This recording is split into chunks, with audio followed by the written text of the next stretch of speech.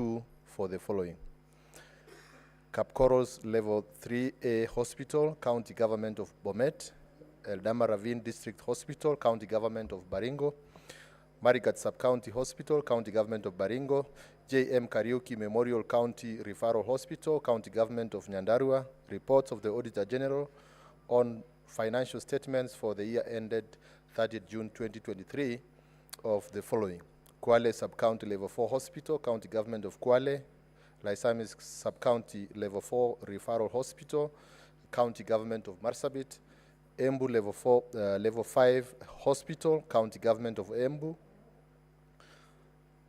Kombwewa County Level 4 Hospital, County Government of Kisumu;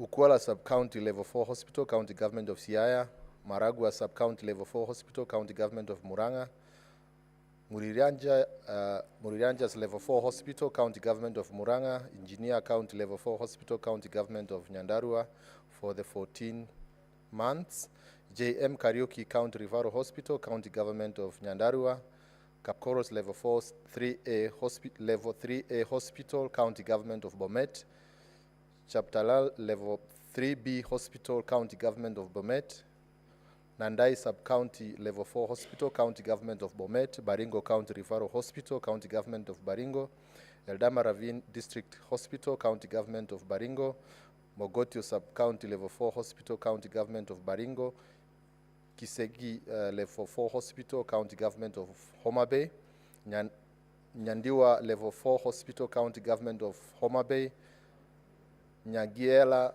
Level 4 Hospital, County Government of Homa Bay; Nyandiege Level 4 Hospital, County Government of Homa Bay; Marinda Sub-County Hospital, County Government of Homa Bay; Tomboya Memorial Level 4 Hospital, County Government of Homa Bay; Kegonga Sub-County Hospital, County Government of Migori; Othoro Sub-County Hospital, County Government of Migori; Muhuru Sub-County Hospital, County Government of Migori; Awendo Sub-County Hospital, County Government of Migori; Rongo Sub-County Hospital, County Government of Migori; Onyani Sub-County Hospital, County Government of Migori; Machakos Level 4 Hospital, County Government of Machakos; Matu Level 4 Hospital, County Government of Machakos; Kathiani Level 4 Hospital, County Government of Machakos; Mutituni Level 4 Hospital, County Government of Machakos; and Kangundo Level 4 Hospital, County Government of Machakos. Mr. Speaker, sir, I beg to lay. The Chairperson, County Public Investment and Special Funds.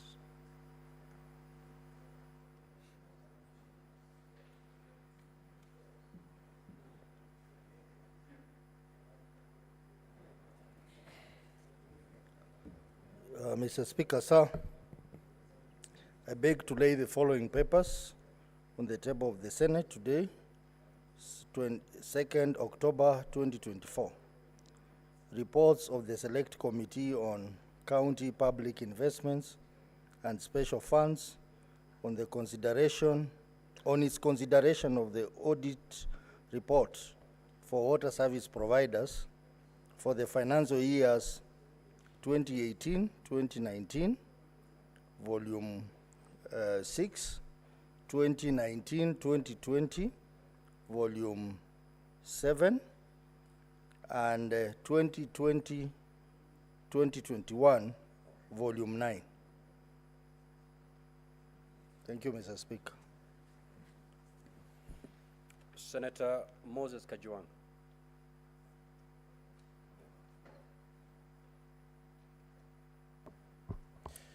Mr. Speaker, sir, on behalf of the chairperson, I beg to lay the following paper on the table of the Senate today, the 2nd October 2024.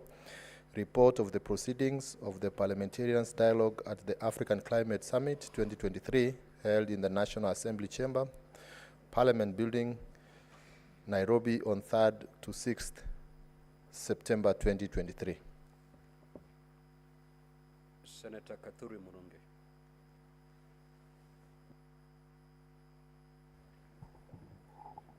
Mr. Speaker, sir, I beg to read the following paper on the table of the Senate today, 2nd October 2024.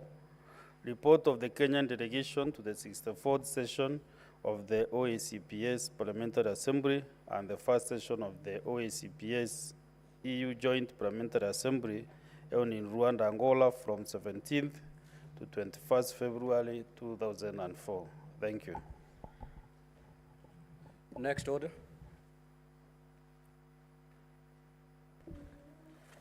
Order number 6, notices of motion. Senator Mwenda Gataya, more fire.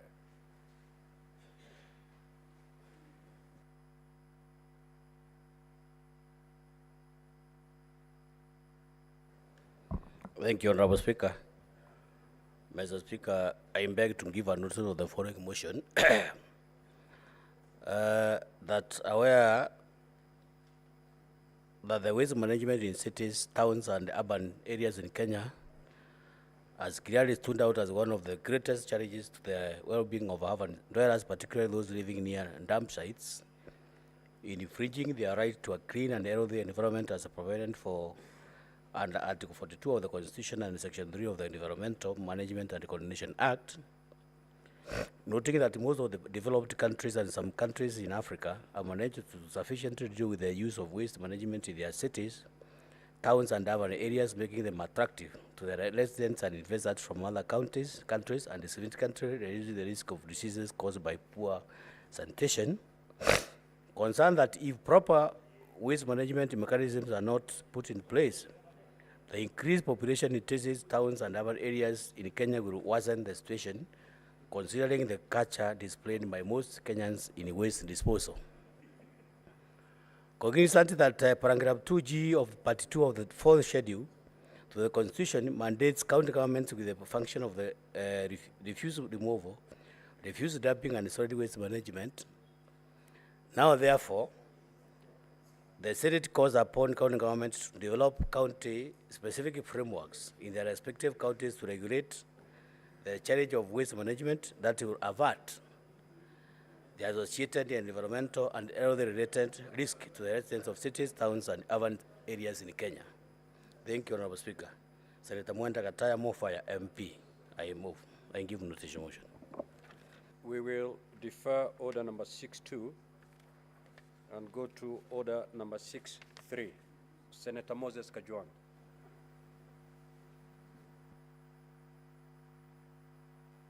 Senator Lelegwe, I'm told you're holding brief for Senator Moses Kajwang.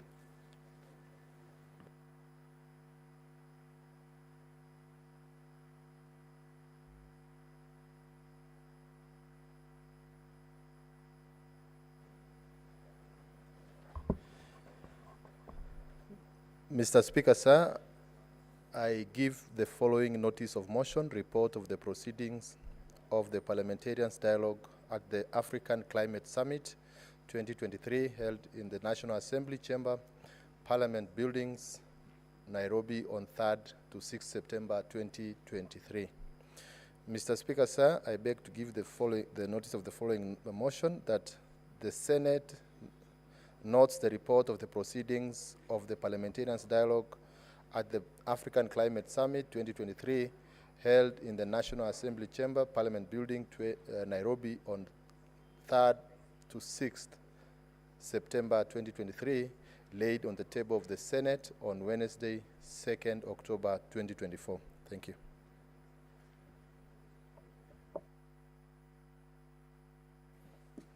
Senator Kathuri Murungi.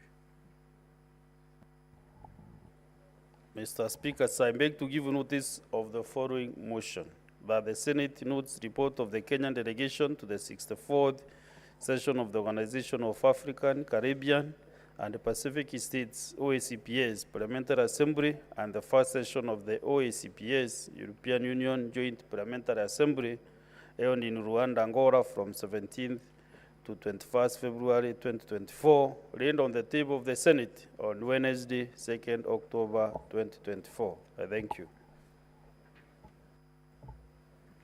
Next order. Order number 7, questions and statements. Statements pursuant to Standing Order 52.1. Senator for Kilifi, the Honorable Stewart Mazaya.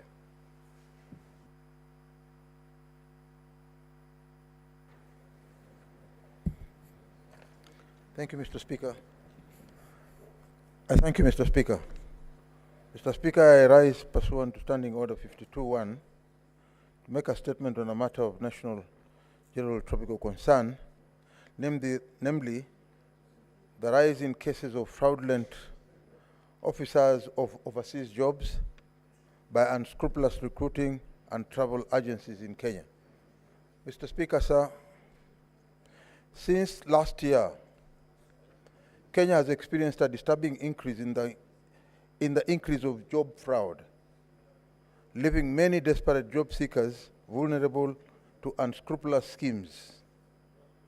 A particular alarming incident occurred in August 2023 when Mr. James Wanjohi, who is associated with Jesus Culture Ministries Church, was accused of orchestrating a large-scale fraud operation. He reportedly collected an astonishing 600 million Kenya shillings from thousands of hopeful Kenyans, promising them non-existing overseas jobs opportunities. Mr. Speaker, sir, on 24th of September 2024, another scandal emerged implicating Mr. Caesar Kingori of Vitmark Travel Agencies Limited in a multi-million shilling fraud.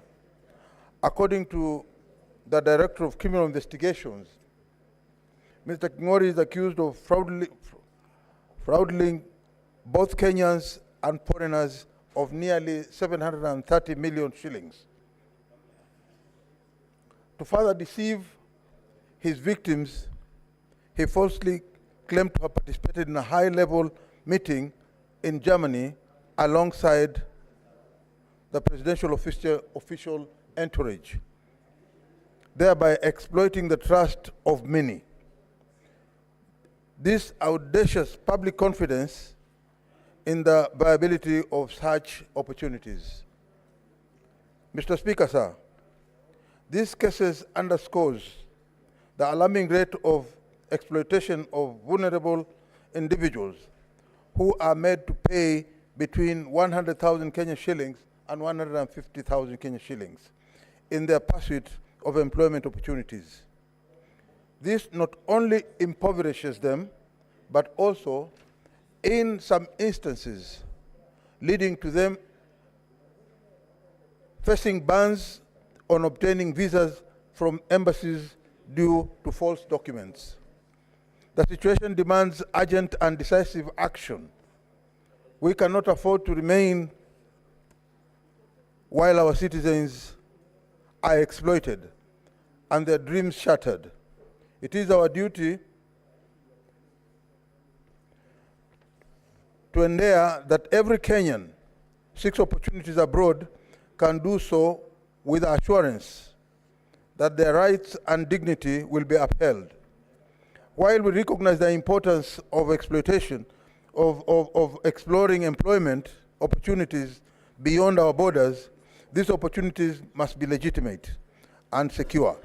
No Kenyan should be left vulnerable to exploitation in the name of seeking opportunities. Mr. Speaker, sir, finally, the government, through relevant agencies such as the Ministry of Labor and Social Protection and the Ministry of Foreign Affairs, must intensify enforcement measures in combating these fraudulent actors and ensure that the legitimate channels are used to get overseas employment. Mr. Speaker, I urge all Kenyans to exercise caution and thoroughly verify credibility of any company offering overseas employment opportunities. I thank you, Mr. Speaker.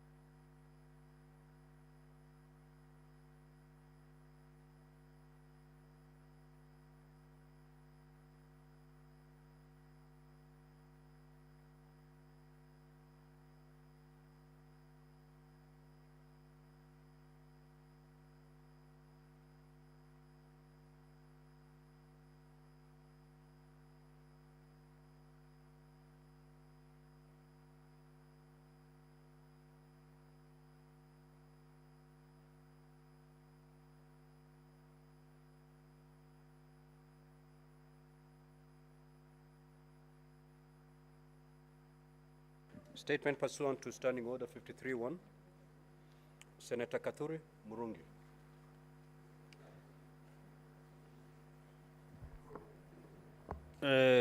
Honorable Speaker, I have three statements to make. Maybe I can read them simultaneously. Mr. Speaker, sir, I rise pursuant to Standing Order 53-1 to seek a statement from the Standing Committee on National Security, Defense and Foreign Relations regarding the escalating tension and violence attributed to a land ownership dispute in Kirunyu area in Igembe Central Constituency. In the statement, the committee should, 1, investigate the report on the causes of the long-standing land ownership dispute in Kirunyu area of Adiro Rojene Ward in Igembe Central Constituency, Meru County, which has a heightened tension between the disputing parties and resulted in the death of Mr. Morris Kimathi Ntwatingo, ID number 2061144, and Mr. Robert Muidhare Mutuma, ID number 34906-980. Number 2, provide a status update on investigations with the demand of Mr. Ntwatingo and Mr. Mutuma, stating whether any person has been apprehended, charged, and prosecuted. And number 3, explain actions taken by the government to quell tension between the disputing parties and to permanently resolve the land ownership dispute. The second statement, Mr. Speaker, sir, I rise pursuant to Standing Order 53-1 to seek a statement from the Standing Committee on National Security, Defense and Foreign Relations regarding the ongoing banditry attacks in Igembe North constituency, Meru County, which have claimed the lives of actually 5 residents and 2 police reservists from Amwadi Ward. In the statement, the committee should provide reasons for the persistent banditry attacks despite various promises and assurances from the Ministry of Interior and National Administration to end these menaces and to restore peace to the residents of Meru County. Number 2, clarify whether the ministry has assessed the impact of these recurring attacks on the residents, including the disruption of their daily activities and way of life, as well as the socioeconomic, cultural, and political consequences.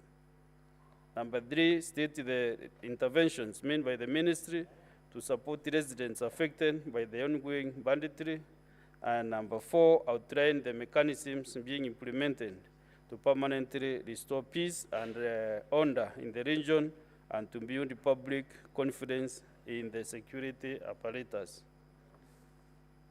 And the last one, Mr. Speaker, sir, I rise pursuant to Standing Order 53-1 to seek a statement from the Standing Committee on Land, Environment and Natural Resources regarding the reported cases in Kirangond Ward, in Igembe East Ward, and Igembe East Ward in Igembe Central Constituency in Meru County that has caused 1 death, several injuries, loss of livestock, and destruction of property. In the statement, the committee should, 1, investigate the circumstances surrounding the escape of Fondre from the natural habitat, specifically Meru National Park and Ngaya Forest, without the knowledge of the oversight of the Kenya Wildlife Service officers, outlining the measures that have been implemented to address any identified gaps and prevent similar incidents in the future. And 2, state measures the KWS has put in place to mitigate human-wildlife conflict in the area, and whether there is any infrastructure in place to facilitate timely reporting of wildlife attacks to KWS, ensuring a rapid response to such incidents. And 3, outline measures in place by the State Department of Wildlife to ensure that crimes made by victims of wildlife, human-wildlife conflict are processed efficiently and promptly, compensating allowing victims to restore their livelihoods and return to their usual way of life. Thank you, Mr. Speaker. But Mr. Speaker, as I read my statements, my colleague here, Senator Chalege, made a lot of noise. I was like listening to myself. It's only that they could not interrupt my statement, Honorable Speaker. Senator Fernandez, you're cautioned. Senator Gloria Oroba, that statement is dropped. In fact, the two statements, they're dropped. Senator Richard Onyonka.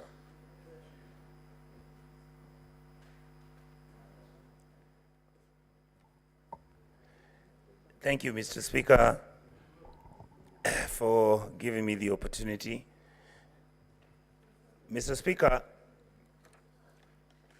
I rise pursuant to Standing Order 53-1 to seek a statement from the Committee of Health regarding the operation and management of Kisii Teaching and Referral Hospital in Kisii.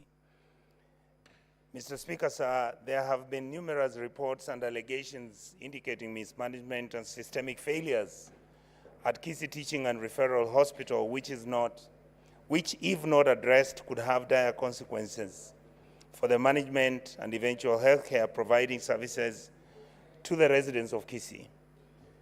In the statement, Mr. Speaker, I would like the committee to inquire into the allegations of fraudulent practices involving the misuse of Patients' National Hospital Insurance Fund cards at the Teaching and Referral Hospital and demand an investigation and demand a transparency, accountability, and information pertaining to the truth as to how these cards are being utilized. Number two, Mr. Speaker, I would want the committee to investigate the alleged mistreatment and unlawful transfer of clinical officers at the hospital from one area to another without even consultation or without anybody making a mistake, which has led to the disruption of essential healthcare services, financial mismanagement, and discrimination against all these employees who work in the county health facility. Number three, Mr. Speaker, I would like the committee to examine the audit reports of the hospital's pharmaceutical inventory to determine if the medicines which have been procured and supplied in the hospital have been procured and supplied professionally as is required by the law. Number four, Mr. Speaker, I would like the committee to establish reports that patients at the hospital are being compelled to seek critical medical services in private clinics and health facilities, some of which are linked to individuals within the hospital management at the Kisii Teaching and Referral Hospital. Number five, Mr. Speaker, I would want the committee to investigate the reason behind the deterioration of donor relations with this hospital, particularly with the utilization of the funds which have been provided by these donor funds and donor agencies. Mr. Speaker, the second question I'd like to ask is, I rise pursuant to Standing Order number 53 to seek a statement from the Standing Committee of Lands, Environment, and Natural Resources regarding the delayed compensation of landowners whose property was compulsorily acquired for the construction of the Eldoret Bypass Road project. Mr. Speaker, the Kapchorwa, Swam, Kitale, and Eldoret Bypass Road is a project that has been done by a multi-agency and departments of government that provide an important link between Uganda and Kenya. However, Mr. Speaker, the families who owned this land and had acquired it paved way for the project to continue, and as a result, they were offered and informed that they would actually be compensated. Mr. Speaker, that did not happen. I would like, therefore, to make a request that we seek the National Land Commission to make sure that they can explain to the Committee of Lands in this House why these individuals have never been compensated for the last 9 years. This delay has severely disrupted the livelihood of these landowners, causing significant financial strain on the affected families because some of them, Mr. Speaker, moved from their lands where they actually went, bought other land which they were not able to pay the full amounts, and now they're being asked to make sure that they vacate the land which they had bought. In the statement, Mr. Speaker, I would like the committee to investigate claims of undue delay in the compensation of these families around the Eldoret Town Bypass Road project, whose properties were compulsorily acquired. Number two, Mr. Speaker, I would like the committee to explain the reasons for the partial payments to some of the families and leaving out others outside. And I would like the committee to find out the criteria which was used by the National Land Commission in the selection of the individuals to be compensated and confirm whether this was done transparently or otherwise. Number four, Mr. Speaker, I would want the committee to examine allegations that the National Land Commission disobeyed court orders and transferred land to the Kenya National Highways Authority without providing full compensation to the owners who were supposed to be compensated within the law. Finally, Mr. Speaker, the last point, point number 5, I would like the committee to recommend a review of the procedures and advise the committee to recommend and advise on the review of the procedures used by the National Land Commission on the acquisition and compensation of private land to individuals who may not have the capacity to influence or even change the system that is being used right now. Mr. Speaker, thank you for giving me that opportunity. Thank you.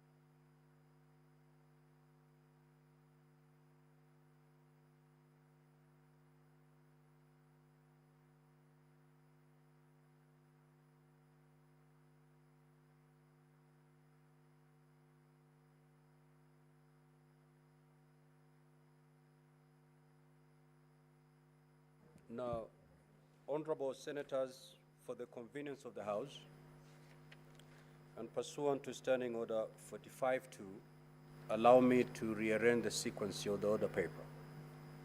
And we do division on DORA. And thereafter we will resume debate as contained in the order paper. Anything that is on the floor of the House is the debate, Honorable Oroba, so stand guided. Yes.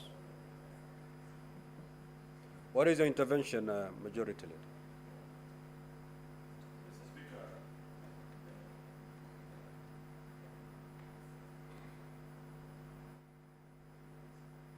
I use it. Oh, okay.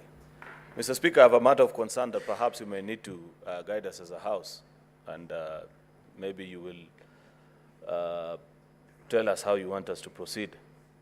But I'm aware that there is a matter presently before the National Assembly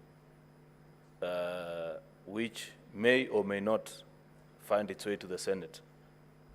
Previously, there have been findings in court against senators for utterances that they made before the matter got to the Senate. Therefore, I'd wish to request your good office to guide senators on how to conduct themselves in the next few days in relation to that very matter that is before the Assembly. Otherwise, Mr. Speaker, because I have seen colleagues, some publicly take positions this way or the other on this matter, yet there's a Court of Appeal decision against one of our colleagues actually here in 2015 on something that they just said about an impeachment proceeding before it got to this House. And the court was able to find that indeed that particular senator was prejudiced even before hearing the matter. Will you perhaps guide us on how to behave, Mr. Speaker, so that we know how to behave, where to go, where not to go, and so many other things, Mr. Speaker. I thank you. Thank you, Majority Leader. I will I will give a communication before the end of the day on this particular matter. It cannot be a point of order, Senator Fernandez. Yes, proceed.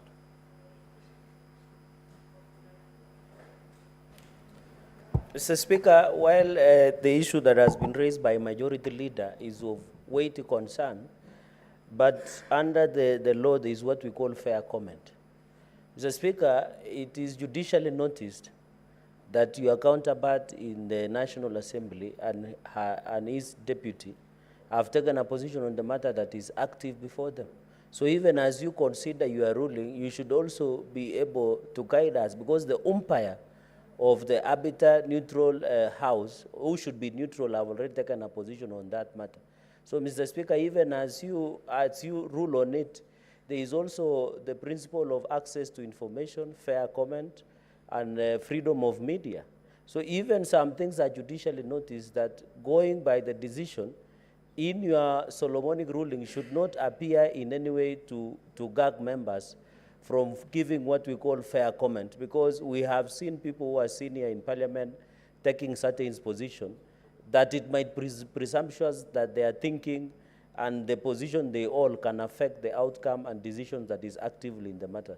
So, Mr. Speaker, while that needs to be guided and decision has been made in a court of law, I don't think the intention, the proper reading of the ruling of Supreme Court was not in any way to gag members, but of course to try and avoid the principle of sub judice, as well as in the principle of res judicata in matters that have already been stopped by a court of law and parliament. I thank you, Mr. Speaker.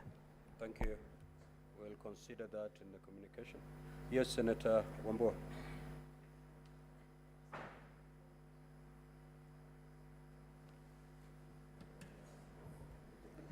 So I thank you, the Speaker, and I've heard what my brother, my colleague, Senator Cheriot, has asked from the chair. Speaker, my only worry is one. We are actually anticipating debate. This matter is not before us. Nobody even knows whether this matter will come before us. As things stand now, we're just hearing things happening in the National Assembly. There is no guarantee that this matter will come before the Senate.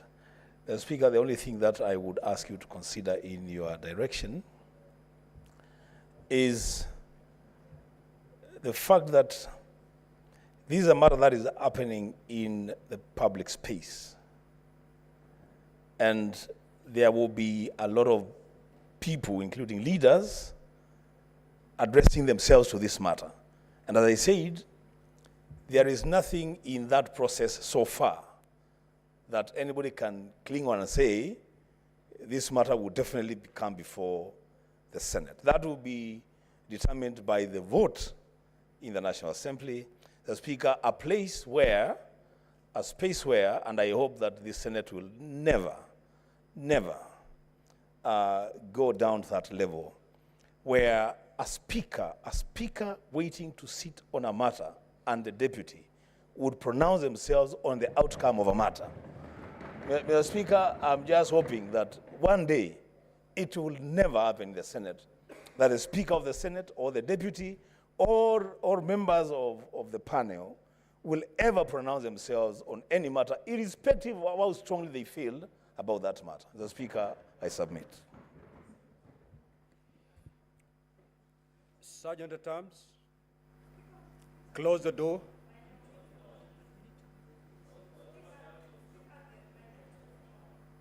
We will come back to you once we are done with the division.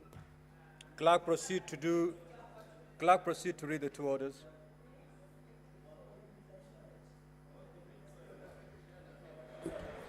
Order number 8, the Division of Revenue Amendment Bill, National Assembly Bills number 38 of 2024, Division. Order number 9, the Cooperative Societies Amendment Bill, Senate Bills number 53 of 2023, second reading, Division.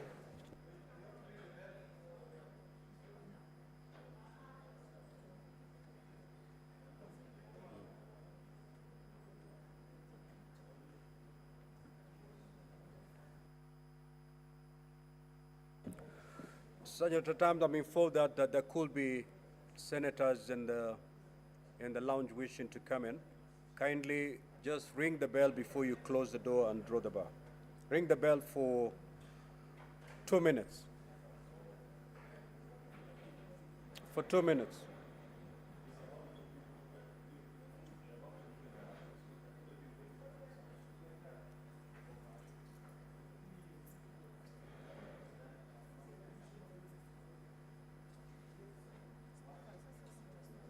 Utasoma, we're coming back.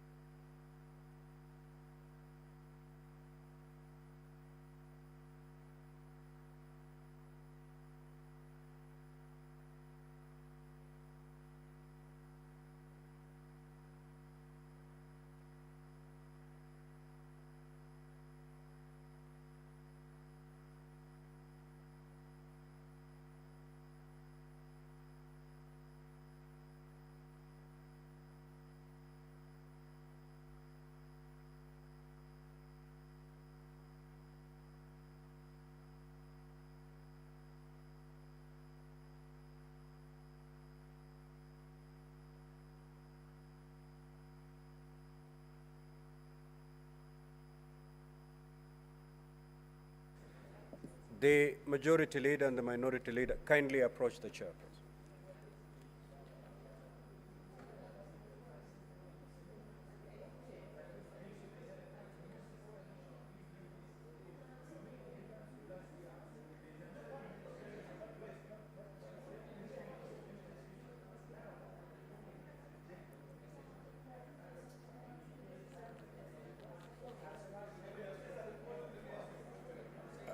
Majority leader and minority leader.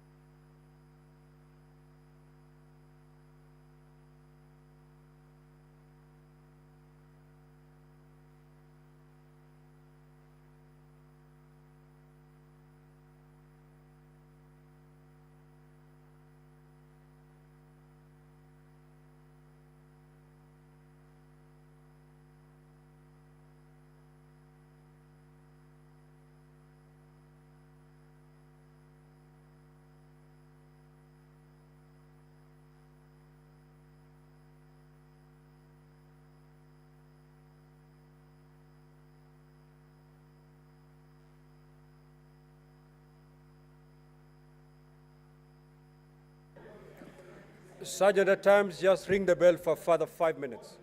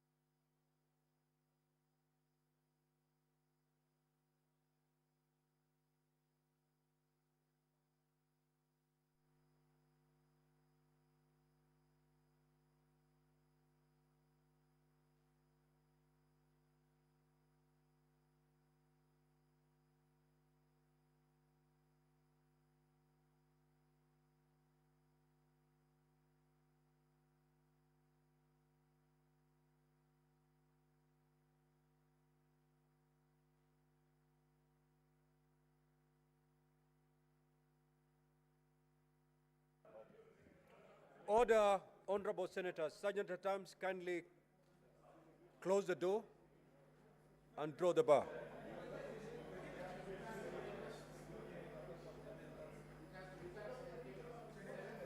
Honorable senators, please take your seats.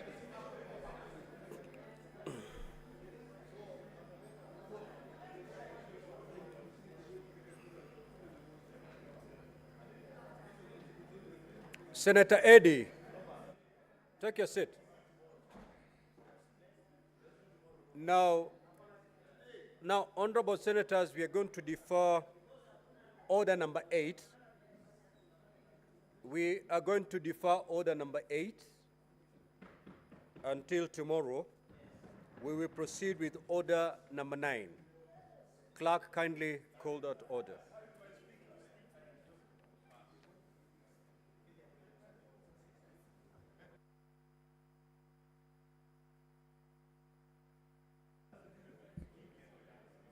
So, honorable senators, this is how we're going to proceed.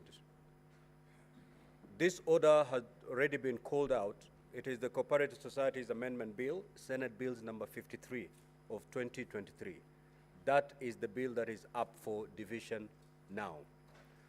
I will ask you to pull out your delegate cards from the units, and then Sergeant at Arms, go around and pick any card that is unattended.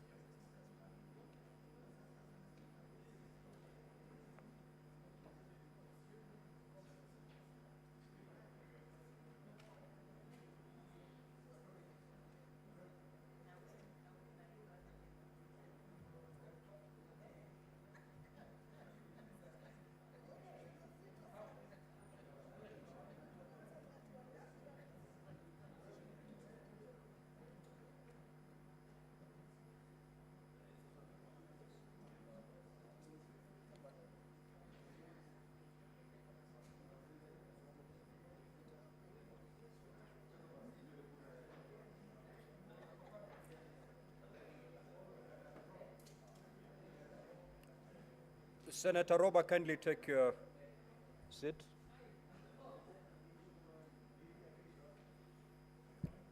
Now, honorable senators, I will now put the question.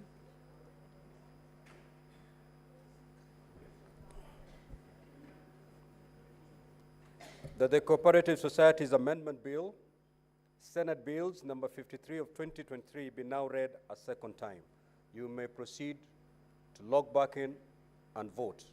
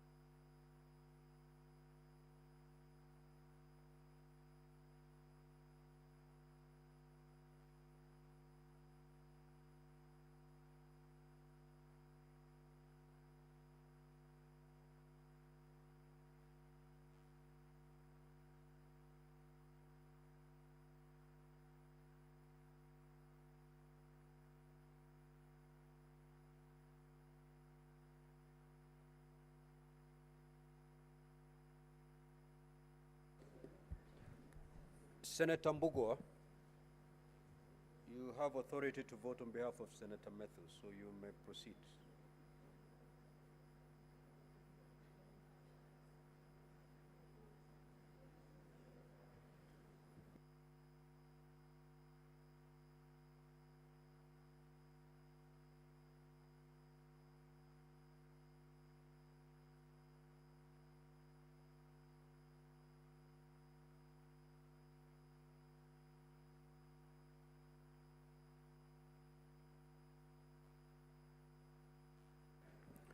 Senator Agnes Muthama, kindly proceed to the dispatch and cast your vote.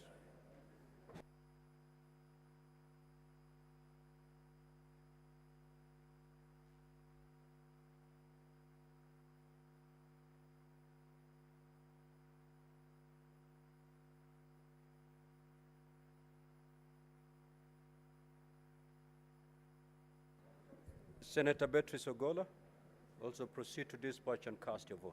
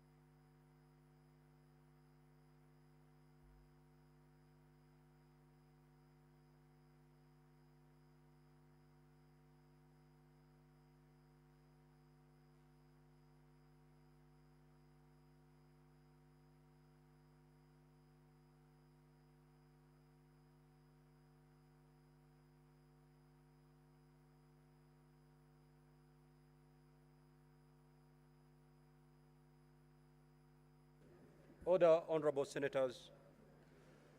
Senator Mbugua and Senator Mundigi.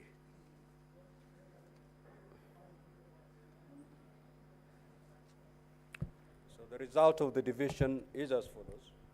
Ayes 30, nays 0, abstention 0. So the ayes have it.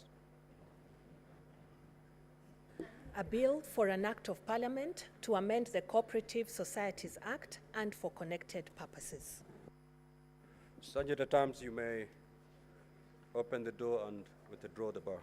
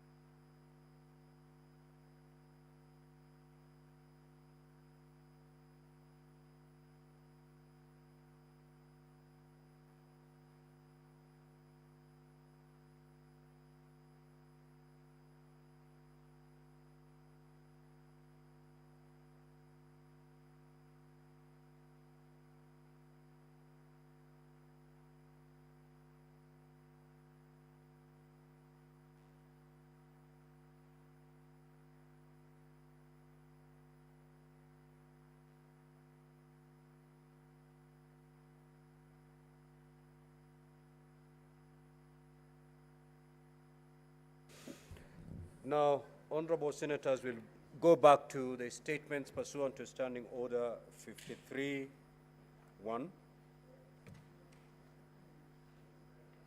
There are two statements that have been dropped, statements sought by Senator Gloria Oroba.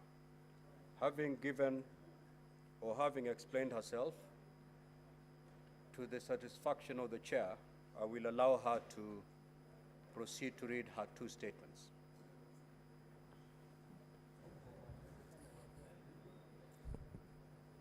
Thank you, Mr. Speaker. I rise.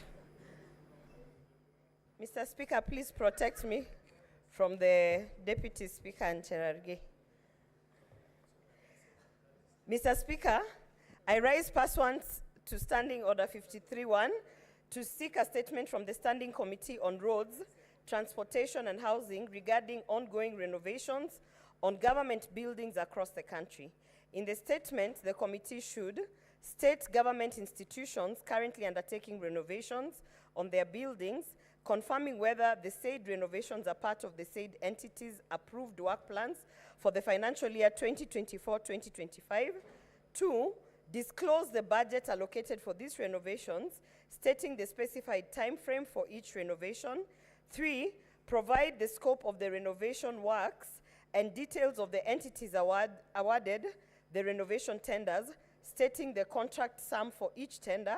And finally, explain the reasons for the renovations, noting the need to adhere to austerity measures and provide timelines for completion of the said renovations. Mr. Speaker, my second statement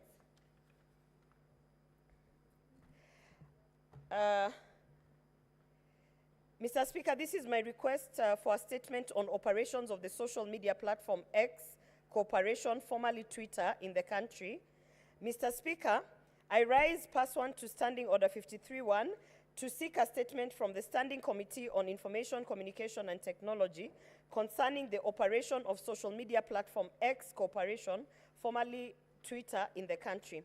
Recently, Brazil's Supreme Court ordered a nationwide suspension of X social media platform for defying court orders to take down accounts and posts that violate its laws around disinformation, misinformation, and hate speech. Back in Kenya, abuse of social media, including X, to spread disinformation, misinformation, and hate speech continues to be of concern with the proliferation of the internet and social media in the country. Social media has been used to attack innocent persons, including revealing critical information of the victims in violation of the Data Protection Act. This worrying trend should be dealt with urgently to deter the perpetrators. In the statement, the committee should, 1, outline the basic guidelines that the Communication Authority of Kenya and the Office of the Data Protection Commissioner, ODPC, have laid to ensure that X complies with Kenyan laws and regulations. 2, confirm whether the following social media platforms are registered in Kenya: X, Facebook, TikTok, and Instagram. 3, state the measures in place to ensure victims of abuse of social media have access to customer care services within the country, where they can report the case of misuse of social media perpetrated through social media platforms available in Kenya. Thank you, Mr. Speaker.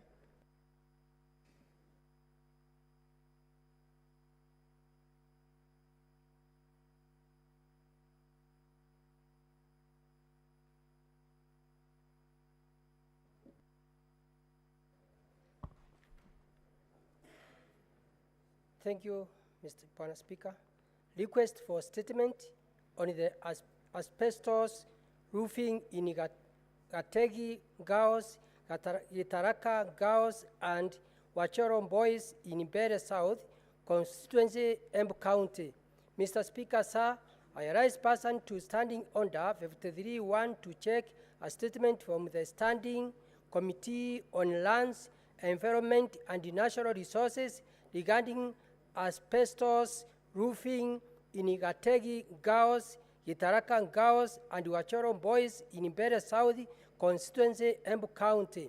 Mr. Speaker, sir, on 28 August 2024, the Cabinet Secretary for Environment, Climate Change and Forestry, Honorable Anden Duare, directed that the National Environment Management Authority, NEMA, remove asbestos roofing from schools and private facilities, citing public health safety concern in directing that within the next 3 months, all public institutions should remove asbestos roofing and disposals of them in line with the NEMA guidelines.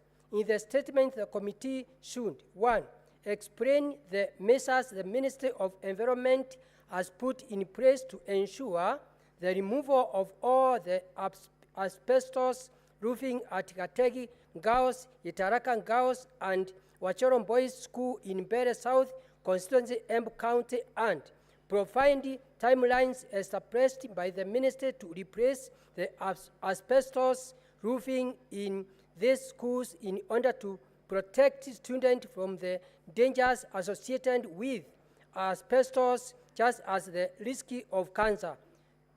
Thank you, Mr. Speaker. Alexander Munyimondigi, Senator for Embu County. Senator Wakoli.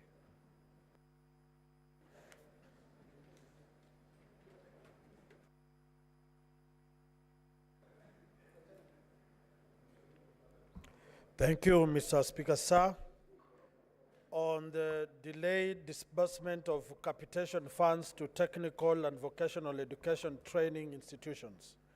Mr. Speaker, sir, I rise pursuant to Standing Order 53-1 to seek a statement from the Standing Committee on Education regarding the delayed disbursement of capitation funds to technical and vocational education training institutions. In the statement, the committee should, 1, indicate the budgetary allocation for capitation to technical and vocational education training institutions in the financial years 2023-2024 and 2024-2025, stating the total amount disbursed by the end of the year 2023-2024, as well as the projected capitation per student in each financial year. 2, state when the last disbursement of capitation funds was made to TVET institutions, indicating the period to which the disbursement related. 3, explain the current delay in the disbursement of capitation funds, indicating when TVET institutions should expect to receive their arrears. 4, outline the steps taken by the Ministry of Education to ensure that TVET institutions remain fully operational and continue to pay their workers and suppliers without delay, which in some cases persists for months. And 5, state measures put in place by government to ensure that such delays are resolved and do not recur. Senator Wafula Wakoli, Senator for Bungoma County. Thank you, Mr. Speaker, sir. The second statement by Senator Wakoli is deferred. Senator for Isiolo County, Senator Fatuma Dulo.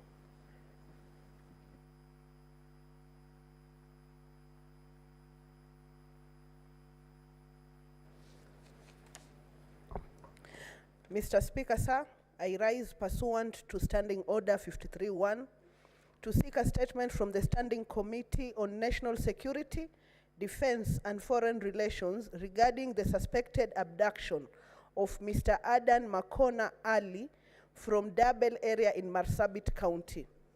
Mr. Speaker, sir, Mr. Ali was taken by police officers and held at Moyale Police Station on Sunday, 25th August 2024. Upon the family's visit to the police station the following day, they were informed that he had been released. The family is, however, unable to locate him and fears for his safety and well-being. I therefore request the committee to, 1, state the circumstances surrounding the detention and alleged release of Mr. Adan Makona Ali from the Moyale police station on 25th August 2024. 2, outline the actions taken by the police so far to locate Mr. Ali, clarifying whether the National Police Services, NPS, will undertake further investigations into the matter to determine the culpability of police officers in his disappearance, and if so, provide details on the nature of investigations, and 3, explain steps taken by NPS to ensure that similar incidents are not witnessed again in future. For Senator Fatuma Dulo, SBC MP, Senator for Isiolo County. Senator for Migori County, the Honorable Senator Eddie Okech.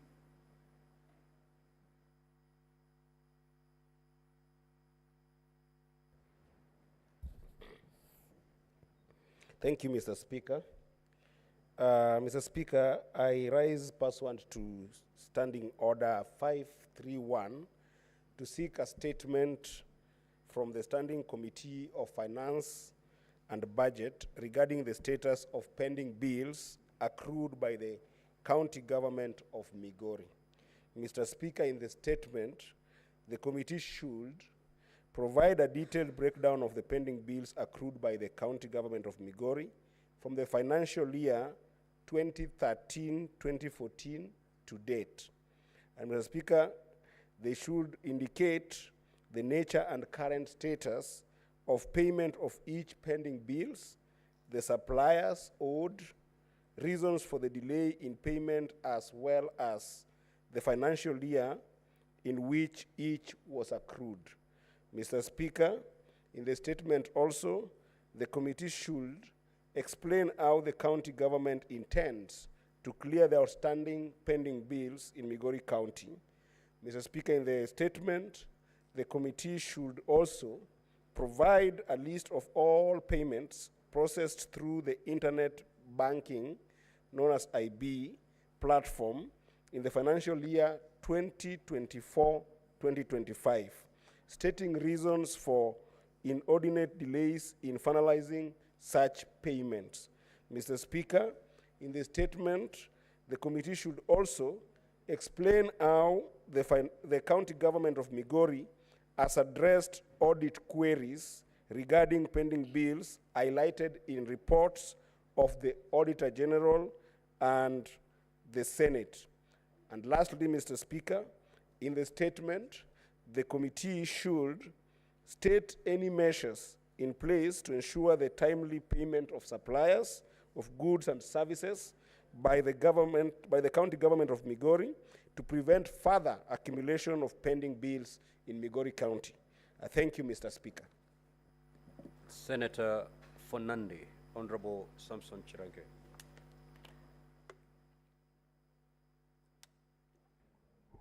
Thank you, Mr. Speaker. Sir, request for statement on the status of the National Agricultural and Rural Inclusive Growth Project, NARIC, projects in Nandi County. Mr. Speaker, sir, in the statement, I raise pursuant to Standing Order 53-1 to seek a statement from the Standing Committee of Agriculture, Livestock and Fisheries on the status of National Agriculture and Rural Inclusive Growth Program, NARIC, projects in Nandi County. In the statement, the committee should, 1, state the total amount disbursed by the World Bank to the Nandi County government to fund agricultural projects under National Agricultural and Rural Inclusive Growth Project, NARIC. Number 2, Mr. Speaker, provide a breakdown of the total funds allocated and disbursed by the county government, specifying how the funds were utilized across the 4 identified NARIC projects that comprise farming in dairy, poultry, avocados, and potatoes. So, Speaker, number 3, indicate the location of the potato farms where the harvested produce is stored and the income generated so far from potato farming in Nandi County under NARIC. So, Speaker, number 4, explain why the county government deviated from the World Bank's requirement that the farms being developed should be those owned by local farmers, instead implementing the projects on government-owned farms like Kaimosi FTC. Mr. Speaker, number 5, clarify why Kenya shillings 100 million allocated for commercial water project and Kenya shillings 130 million, the commercial water project in Kabiet Ward, and Kenya shillings 130 million allocated for the Coffee Cherry Fund were diverted to Kabiet Dairies project, which already been sufficiently funded by various funders, stating the total amount spent on the dairy project and explain why it has not been completed up to date more than 5 years since inception of the Kabiet Dairies project. Mr. Speaker, I thank you. Senator Beatrice Ogolda. Thank you, Mr. Speaker, sir. This is request for a statement on claims of unfair labor practices at Sukari Industries in Dewa Sub-County, Homa Bay County. Mr. Speaker, sir, I rise pursuant to Standing Order 53-1 to seek a statement from the Standing Committee on Labor and Social Welfare regarding claims of unfair labor practices at Sukari Industries in Dewa Sub-County, Homa Bay County. In the statement, the committee should, 1, state the number of drivers in the company who are mandated to collect, transport, cane, and how many hours they work per day. 2, explain whether they are compensated for the extra hours whenever they work overtime, in line with the Employment Act 2007, and whether such overtime hours worked comply with the Section 27 of the said Act. And lastly, Mr. Speaker, sir, investigate whether the longer working hours might be the reason for rampant accidents involving Sukari industry trailers transporting sugarcane, and whether the workers are allowed at least one rest day in every 7-day period, regardless of weekends or public holidays as stipulated in Section 27(2) of the Employment Act. Thank you, Mr. Speaker, sir. Senator Hezana.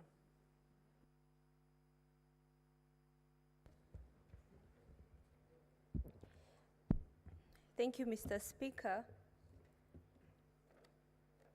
And this is a request for a statement on the status of the Yamo Dam in Maralal Township in Samburu County. Mr. Speaker, sir, I rise pursuant to Standing Order 53-1 to seek a statement from the Standing Committee on Land, Environment and Natural Resources regarding the status of the Yamo Dam in Maralal Township in Samburu County. Mr. Speaker, sir, the Yamo Dam project, initiated in 2019 by the Northern Water Works Development Agency, was designed to provide clean and safe water to at least 6,000 households in Maralal town and its surrounding areas. The first phase, which involved constructing a dam with a capacity of 1.2 million cubic meters, was completed by March 2023. The second phase, involving the construction of a water treatment plant, requires an additional 1.5 billion, which is expected to be allocated by the government for its completion. In the statement, the committee should, 1, provide an update on the current status of the project, including whether it has been completed, handed over, its current maintenance status, and water levels. Secondly, establish whether the dam has successfully alleviated the challenges of access to clean and adequate water for the residents of Samburu County. And thirdly, state the measures put in place to permanently resolve the recurring water shortages in Samburu County. Thank you, Mr. Speaker. Yes. Statement pursuant to Standing Order 56-1B, the Chairperson, Standing Committee on Trade, Industrialization and Tourism.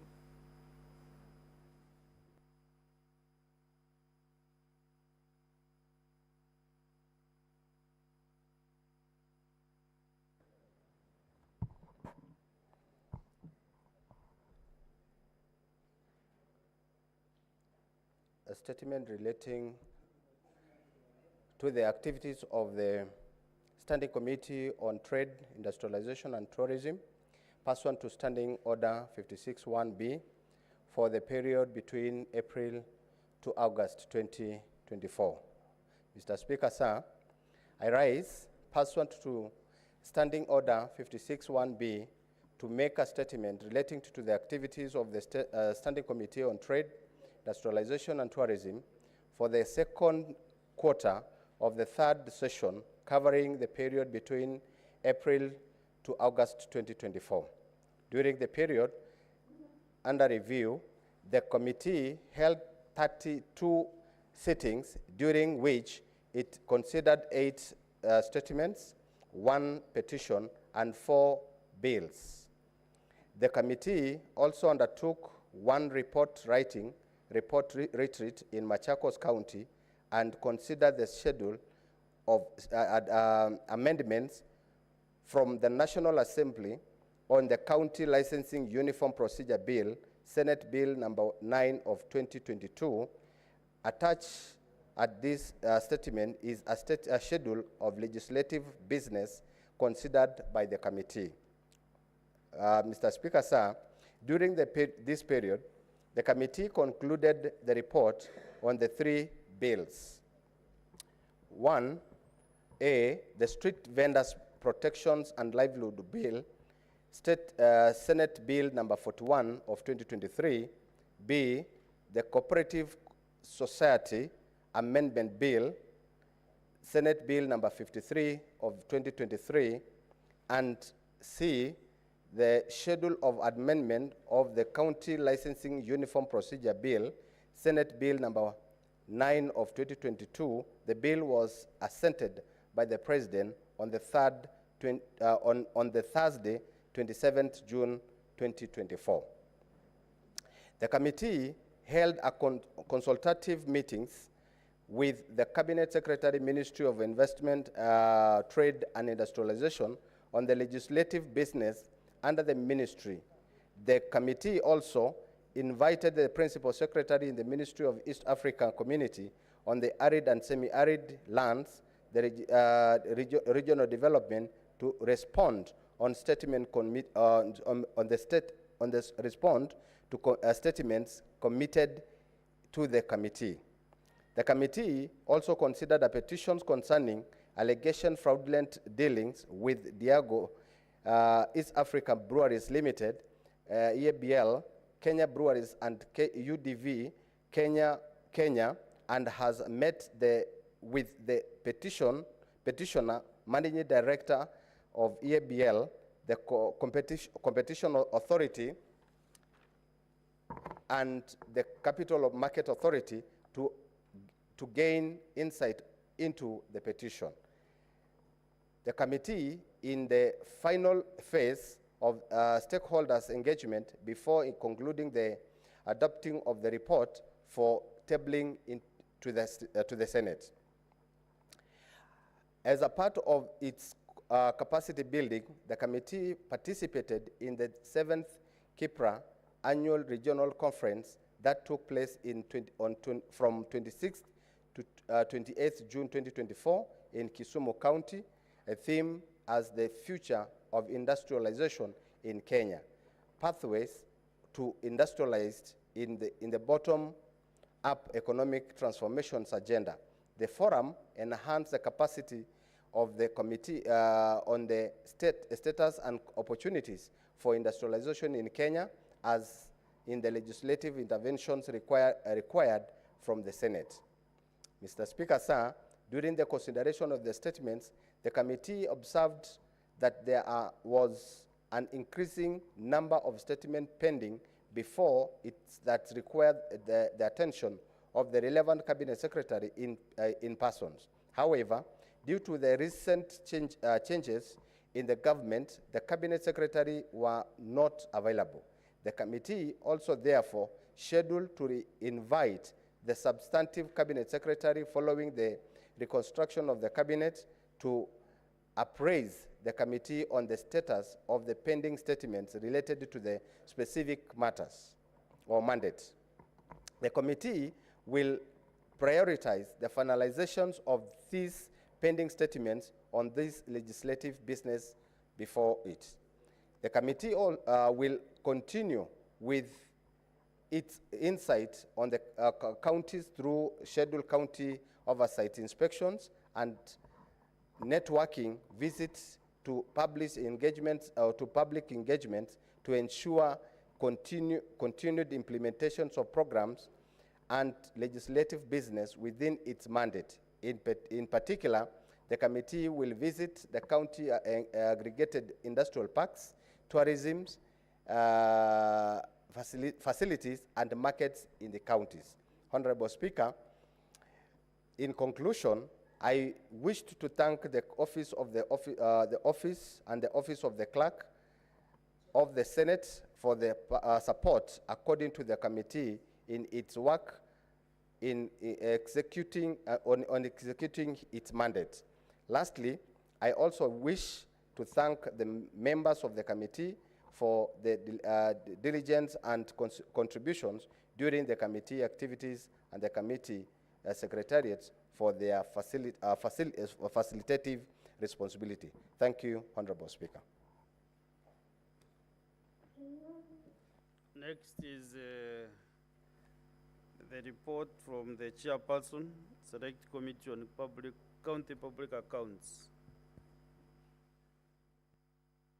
Yes, Vice Chair. Senator Chalagai Samson Kiprotich. Thank you, Mr. Chair. Thank you, Mr. Speaker. I'm reading on behalf of the chairperson, Senator Moses Kajwang, who is away on official parliamentary duties. And Mr. Speaker, we are enjoying cordial relationship between my chair and vice, unlike what is happening in the country. Statement relating to the activities of the Senate County Sounding Public Accounts Committee pursuant to Standing Order 56-1B for the period commencing April to September 2024. Mr. Speaker, sir, I rise pursuant to Standing Order 56-1 to make a statement on the activities of the County Public Accounts Committee for the period commencing April to September 2024. Mr. Speaker, sir, during the period under review, the committee held a total of 40 meetings. Mr. Speaker, sir, 40 meetings. Mr. Speaker, sir, Mr. Speaker, and you need to protect me from the minority whip. In fact, this is their committee. Mr. Speaker, sir, during the period under review, the committee observed that most counties have consistently failed to meet their own source revenue, OSR, targets in all the fiscal years since the start of devolution. Counties have the potential to generate approximately 200 billion in own source revenue from various streams. The county government budget implementation review report for the financial year 2022-2023 by the Office of the Controller of Budget indicates that the county governments raised 37.8 billion, way below from 200 billion projected by CRA from their sources of revenue, accounting for 65.9% of the annual target of 57.37 billion Kenyan shillings, Mr. Speaker, sir. So, Speaker, sir, it is for this reason that the committee plans to conduct a special audit on revenue collection, starting with Nairobi, Kiambu, and Narok counties. The committee plans to undertake this process in partnership with national, and I hope the Senator of Narok would have sat down to listen to this. The committee plans to undertake this process in partnership with National Treasury, since they have led a role as outlined in Section 12E of the Public Finance Management Act 2012 that states that the National Treasury should, among others, design and prescribe an efficient financial statement system for the national and county governments to ensure transparent financial management and standard financial reporting as contemplated by Article 226 of the Constitution. So, Mr. Speaker, we shall do special audit to 3 counties. That is Nairobi, because we have been hearing the governor saying his own things, but on the grounds things are different. Narok, because of the Narok National Park, we want to do special audit. And Kiambu, where you have more than 5 service providers for revenue collections. We want to know what is cooking or what is happening over there. Mr. Speaker, during the period, the committee noted that most of the counties were processing payments of salaries outside the integrated payroll and personnel database, IPBD, Mr. Speaker. A number of counties, including Nandi, we were able to establish with the scandal of labor in Nandi, Mr. Speaker, which is forming the basis of impeachment of Governor Sang, Mr. Speaker, including even hiring the mother and close relatives, Mr. Speaker.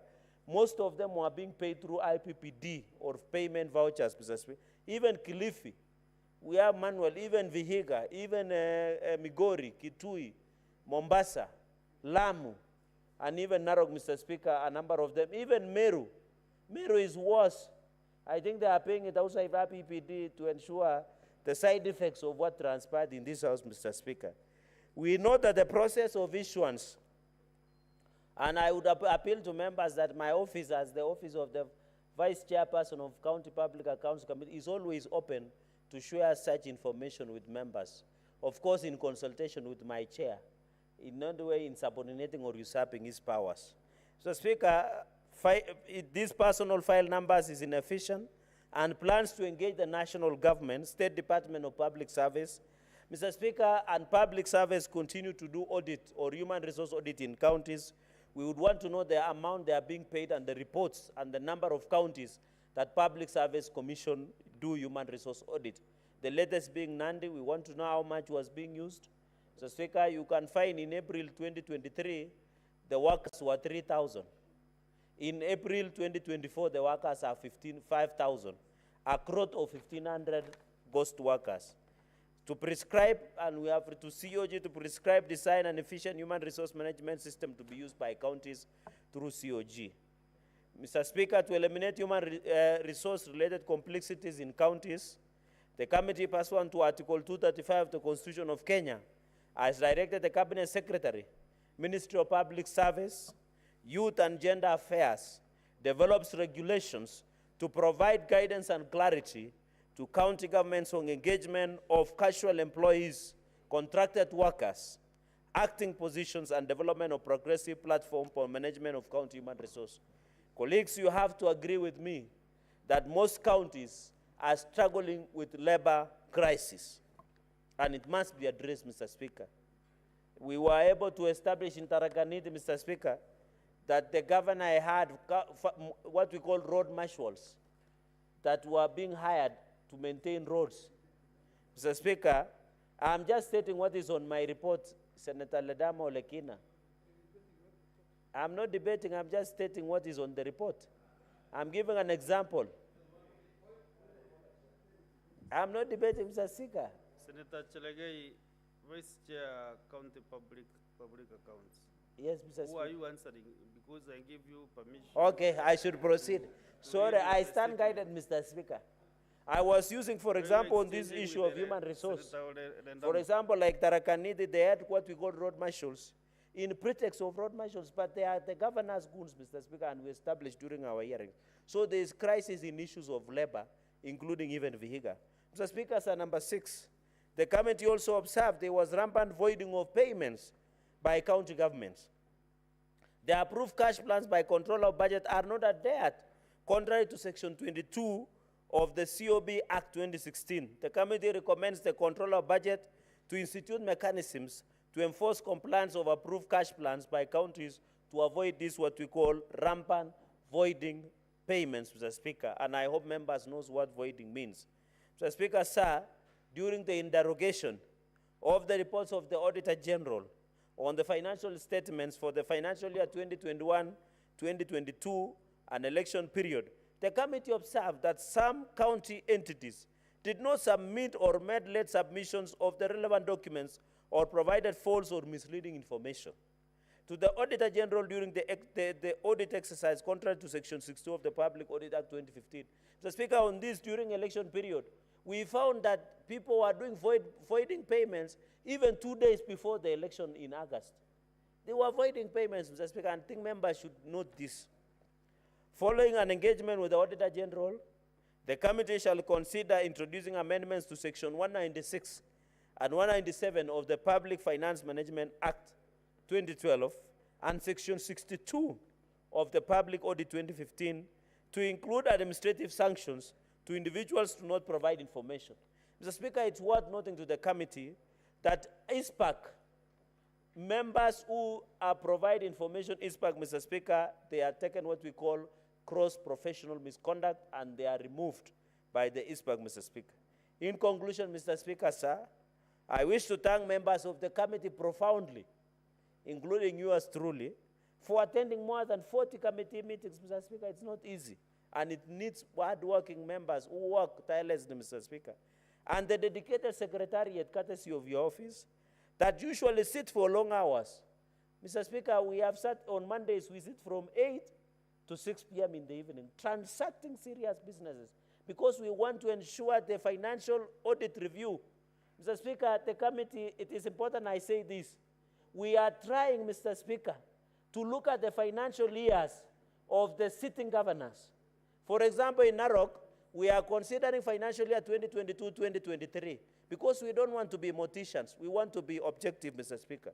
The committee will use various strategies, including subcommittees and merger of financial years, to shift to a more proactive mandate and to ensure the Senate current in its intervention. Mr. Speaker, with those very remarks, I thank you and I beg to lay them. Vice Chair, next time, because your committee is actually our mandate as senators, is domiciled in your committee oversight, and also to check whether money that we give counties every year, like the discussion we had here this afternoon, we're trying to exchange notes on the way forward. Maybe in the future when we wish to get report county by county, not lump sum. County, the 40 meetings, you know, cannot be on one piece of paper like this.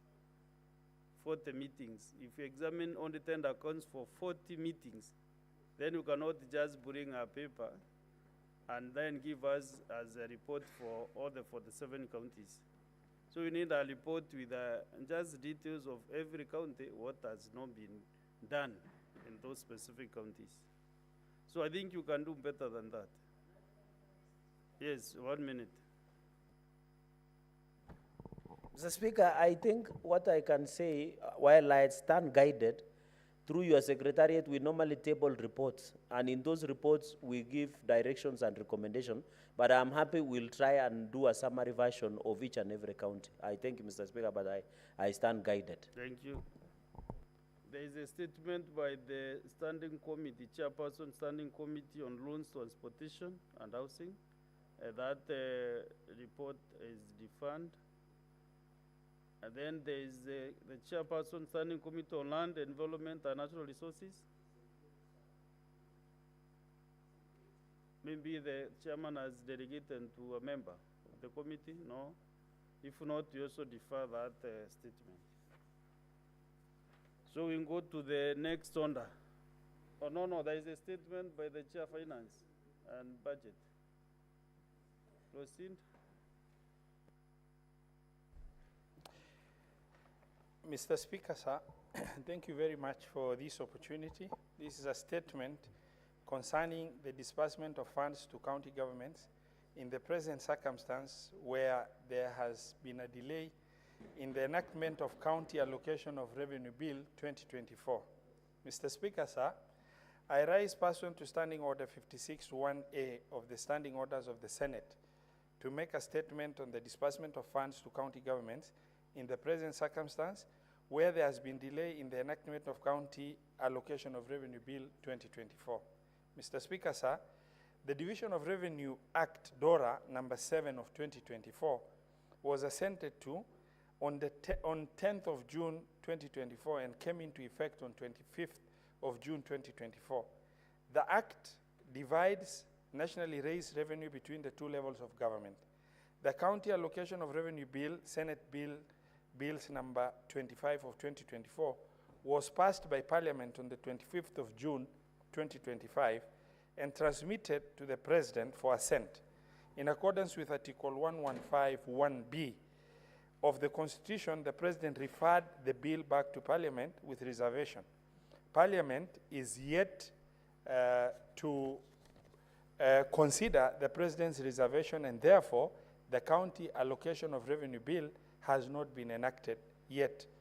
Mr. Speaker, sir, the county allocation of revenue bill divides among the counties the revenue allocated to the county level of government on the basis determined in accordance with the resolutions in force under Article 217 of the Constitution.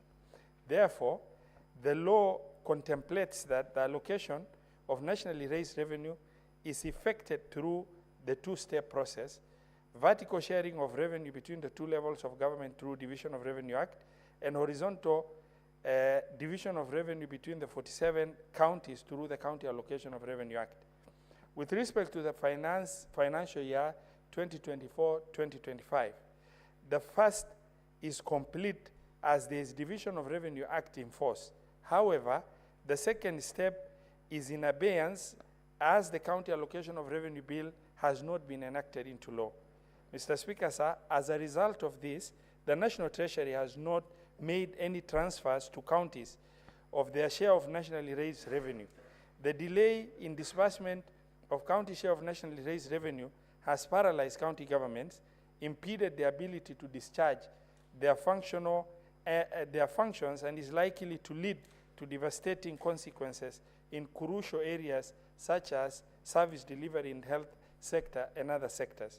Mr. Speaker, sir, following a request by the Standing Committee on Finance and Budget on possible remedies to fund the counties while waiting passage of the County Allocation of Revenue Bill, the National Treasury and Economic Planning, through a letter dated 5th of August 2024, indicated that there are possible remedies for counties to access a certain percentage of equitable share pending the passage of County Allocation of Revenue Bill 2024. The National Treasury indicated that there exists a court opinion in an advisory opinion number 3 of 2019 and the provisions of Regulation 134.1, which allow the control of budget to authorize withdrawals of up to 50% from the consolidated fund based on last County Allocation of Revenue Act approved by Parliament for purpose of meeting the expenditure of the county government for financial year, for the current financial year. Mr. Speaker, sir, further, during the meeting held on 16th of September 2024, with the National Treasury, Economic Planning, the Cabinet Secretary indicated that the National Treasury was ready to avail some funds to counties in order to facilitate them meet non-discretionary monthly expenditures such as salaries. However, the National Treasury had requested for an advisory opinion from the Office of the Attorney General.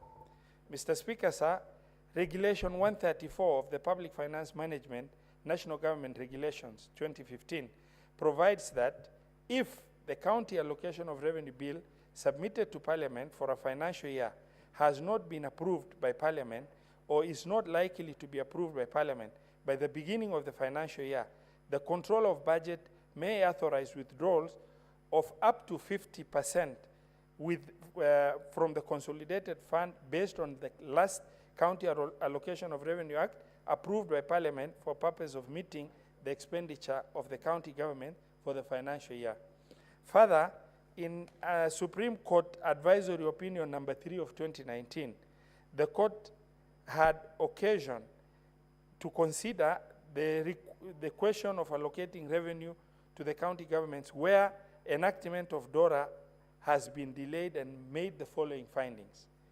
That should an impasse occur due to the failure of mediation process occasioned by the lack of concurrence between the two houses over the Division of Revenue Bill and the National Assembly for the purpose of meeting the expenditure necessary to carry out the services of county government during that year until such a time Division of Revenue Act is assented to, can authorize the withdrawal of money from consolidated fund. The monies so withdrawn shall be included under separate votes for the several services in respect of which they are withdrawn.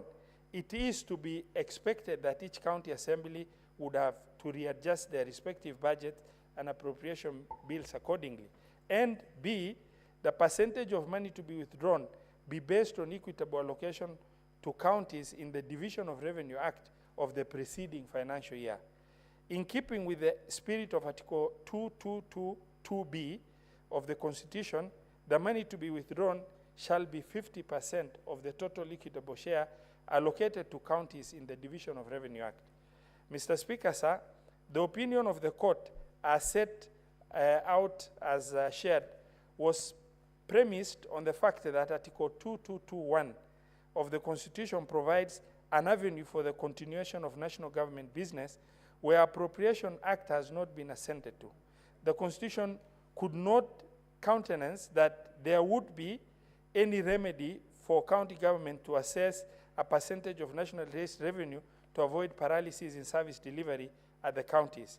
Therefore, Mr. Speaker, while the advisory opinion number 3 of 2019 dealt with the question of transfers to counties in the event of a delay in enactment of Division of Revenue Bill, the conclusion arrived at by the court supports provision of Regulation 134.1 that the counties must access a percentage of nationally raised revenue in the event of delay in passage of any one of the legal requirements to facilitate that.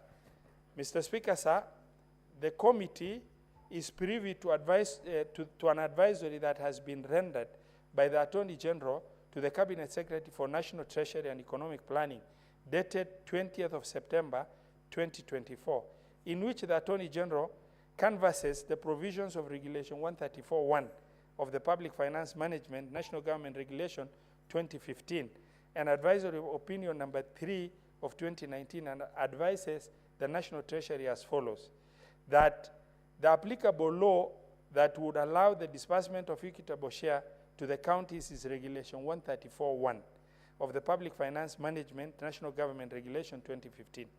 Both Regulations 134.1 and Supreme Court Advisory Opinion number 3 of 2019 provides the same remedy for disbursement of up to 50% of the total equitable share to county governments in the absence of County Allocation of Revenue Act.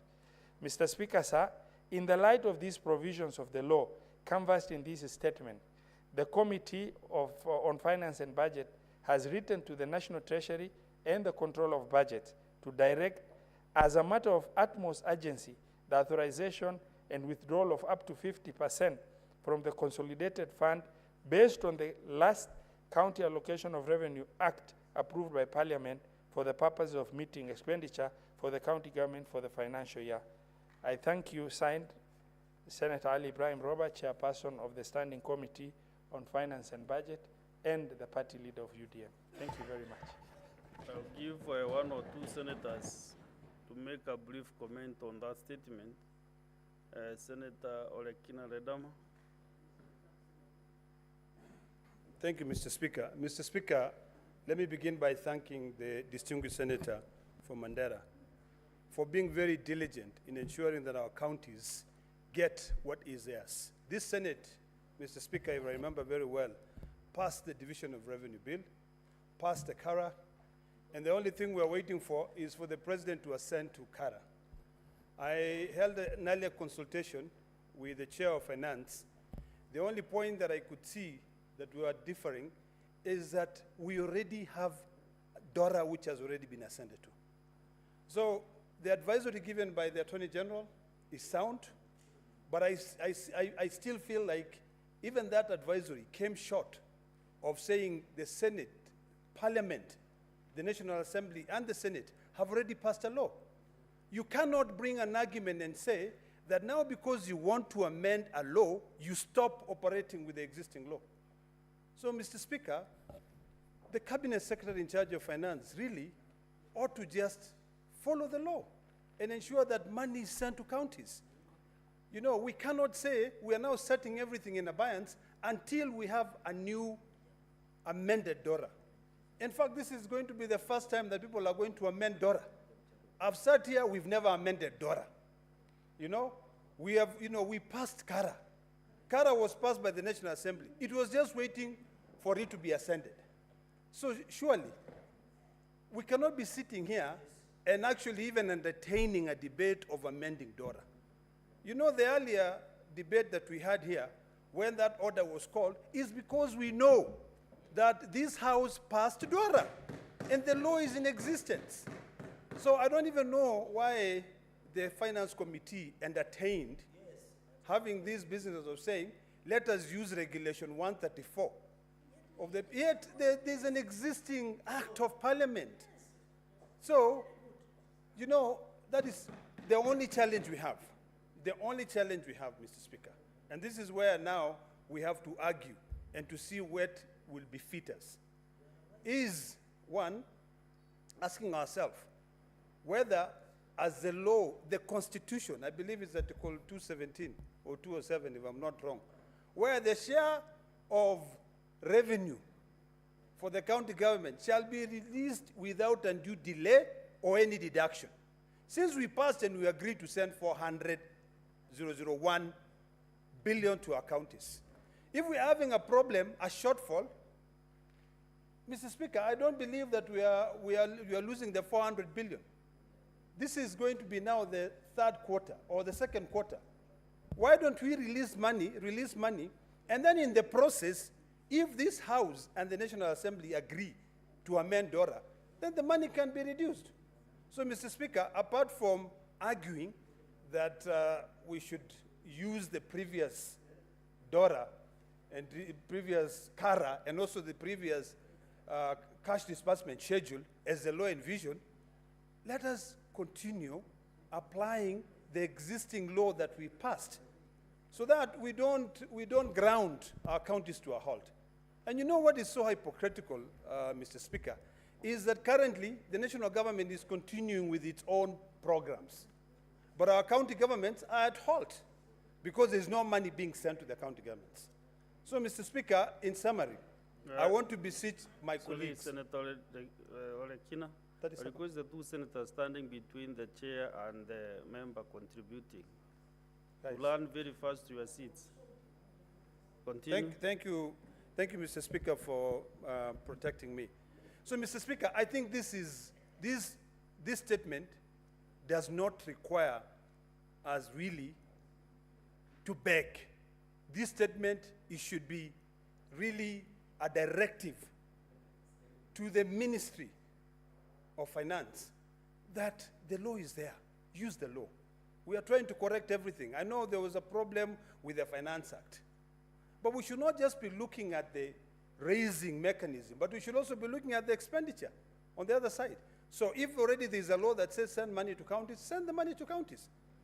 I remember we've been agonizing on this, but I hope that today, when the Cabinet Secretary for Finance appeared before here, he demonstrated that he has got the capacity to be able to lead that department. Finally, Mr. Speaker, on this issue of pending bills that my brother has brought about, I'm happy that you, in your chair, you gave directions, and I hope that we can include that issue of Migori in the existing motion that we passed, that your chair gave a directive that I think in the next week, the Cabinet Secretary will be coming here to be able to respond to that. Otherwise, I thank you.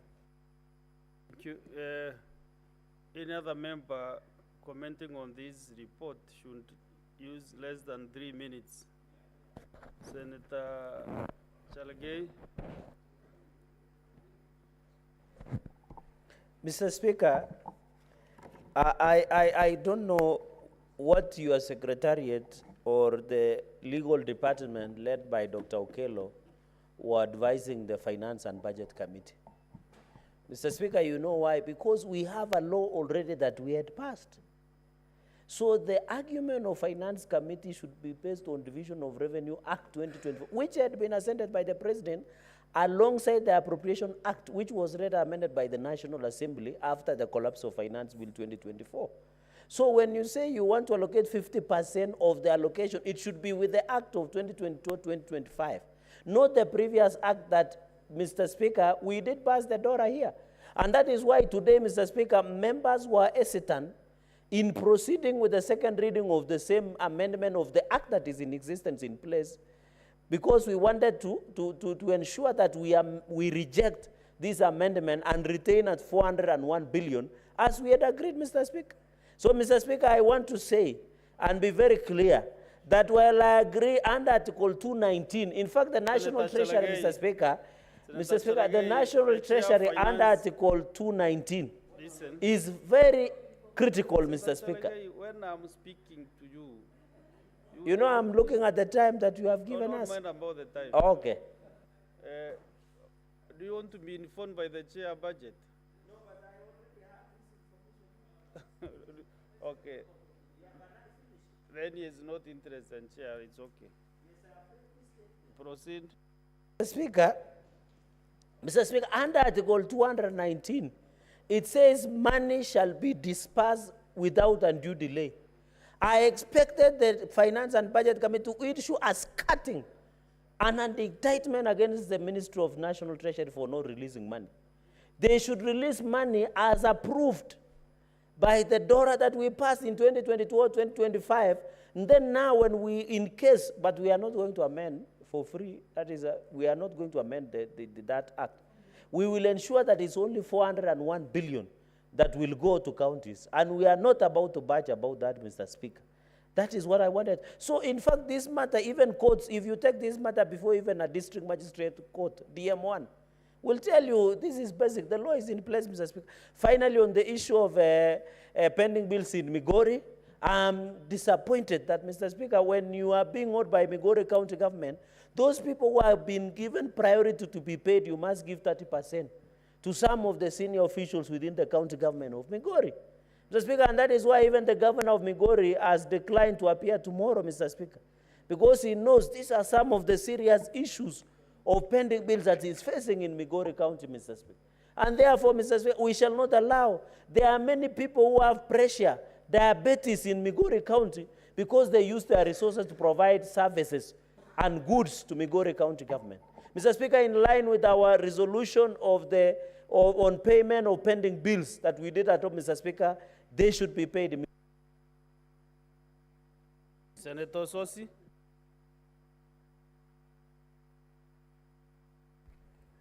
Mr. Speaker, first of all, let me start by thanking the Chair of Finance for the focus on matters to do with the division of revenue and disbursement of funds to the counties. Mr. Speaker, this Senate is very crucial in devolution, as stipulated in Article 96 of the Constitution. But we need to get concerned as a Senate that we should not just pass money that goes to counties, but we must also ensure that our counties get timely disbursement. Mr. Speaker, it defeats the purpose of us every year passing the cash disbursement schedule with the clear amounts, clear dates, and then just someone seated in Treasury who is not representing the people of Kenya decides when to send the money and when not to send the money. I think that really indicates us as senators that there is something that we are not doing right. And I want to ask, I wish the chair, the finance committee people who are conversing there could listen to me, Mr. Speaker. Mr. Speaker, Vice Chair Finance and Senator Eddie, have your seats. I want to believe that the finance committee, which is chaired by the able Senator for Mandera and the Vice Chair Mutinda, it is within their mandate to ensure that the moment we have a late disbursement of funds to counties, they need to rise up. Summon the CS for Treasury, summon all the people involved, and find out why our counties are not getting the money. If there is a good reason, the committee knows what to do. If there is no valid reason, the committee should enforce and ensure that this ministry disburses money to our counties. It is painful that our counties can stay 3-4 months without any money. People are not earning salaries, while national government employees are earning. Mr. Speaker, I've just seen on my phone that Kiambu doctors are on strike because they have not earned July, August salaries. Mr. Speaker, these are problems that we expect the Finance Committee working with us as a Senate to ensure that our counties receive money in time. Mr. Speaker, allow me to quickly comment on the statement by Senator Ruoba on social media platform. Mr. Speaker, when you read this statement, clearly it tells you that there is a gap in the management of the Data Protection Act and the regulation in this country.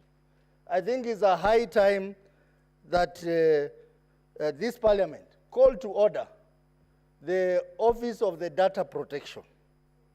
I do not think they're doing adequate work to protect Kenyans who have continued to suffer. Thank you. Senator Wamatinga. Wahome.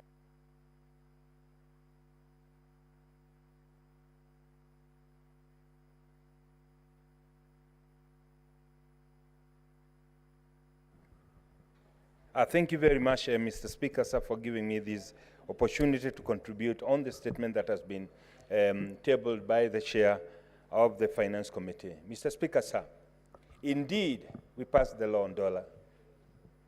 And we are readers who knows that the country has been going through a very challenging situation. I think, Mr. Speaker, sir, on the issue of disbursement of funds, there's no discussion around it, Mr. Speaker.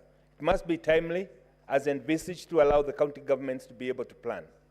But in the same breath, Mr. Speaker, sir, it is also the responsibility of the county governors to be in tandem, working in tandem with the executive, so that the projections that are there can be aligned to the allocations. Mr. Speaker, sir, I would want to commend the governor of Nyeri County because since he took power, we've not had strikes because of unpaid wages. I would also want to commend him, Mr. Speaker, because he's one of the few governors who've managed to sort out the issue of pending bills. Why, Mr. Speaker? It is a question of setting out the right priorities, knowing what money to allocate where, and knowing what money to spend at what time. Mr. Speaker, sir, it is not lost to us as senators that our role to do oversight in the county government and the expenditure of resources have been very heavily hampered by the fact that we are underfunded and, to say the least, Mr. Speaker, that our functionality as oversight people has not been quite effective because of inadequate facilitation. But, Mr. Speaker, sir, we as the leaders of this country, we are not lost that this country, like many other countries globally, have been going through a lot of challenges. One of the things that is called, Mr. Speaker, for readers is to sit down and see the situation as it is and adjust correspondingly. Mr. Speaker, sir, some counties, they have huge pending bills, not because they do not get their disbursement timely, but because they set their priorities right.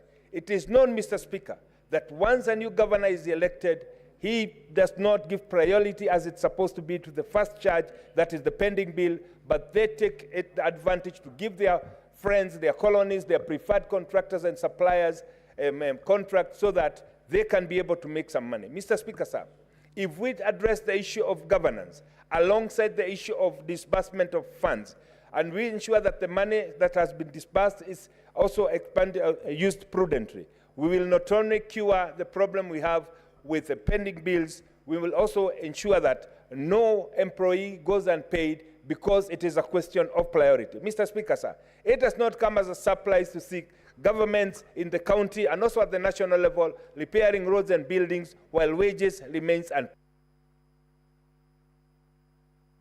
Senator Hedy, okay.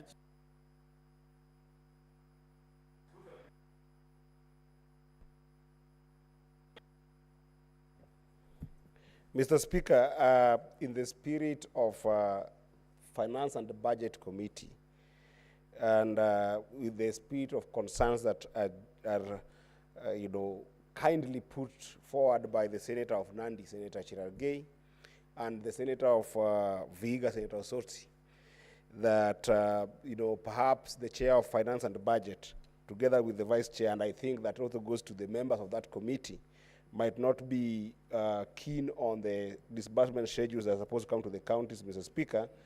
I wanted to comment on the statement read by the chair of the committee and just make some few clarities. knowing very well that the chair of Finance and Budget, Mr. Speaker, is one of the biggest thorn in flesh of the Treasury, who calls the Treasury all the time to make sure that the money comes to counties. And when the chair is not there for any official reasons, the vice chair, capably so, also fights so hard. Mr. Speaker, DORA has got any functionality to be able to ensure that the Treasury can be able to give us money. We passed DORA to be able to determine the money shared between national government and county governments. It stops there. The instruments which we start to get money for which the law then can be anchored on is CARA, Mr. Speaker. And CARA basically, for the understanding of Senator Cherargei and the understanding of Senator Osotsi, CARA is then the bill that then helps us to be able to define what counties get among themselves of the shareable revenue between the national government and the county government. But CARA last year was not passed, so it's still a lacuna in law. And so the schedule has also not been passed. That is why the advisory had to come in place to be able to help solve that lacuna in law. So there is no reason whatsoever to indicate to the public that there is any instrument that we can be able to use to take monies to counties. Lastly, Mr. Speaker, I wanted to comment very quickly on the statement by Senator Cherargei and indicate that, Mr. Speaker, we must find a methodology and a way to be able to audit and be able to query any kind of audit queries by any donors who are dealing directly with counties, because otherwise counties end up losing money, such as what we are seeing in Nandi, that is also happening in other counties for projects that are directly funded by donors.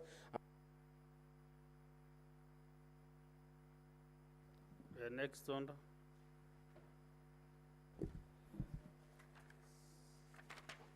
Order number 10, motion, report of the joint sittings of the Departmental Committee on Finance and National Planning on the National Assembly and the Standing Committee on Finance and Budget of the Senate on approval hearing of Mr. David Kibet Kemei, nominee for appointment to the position of Director General of the Competition Authority. Who was on the floor?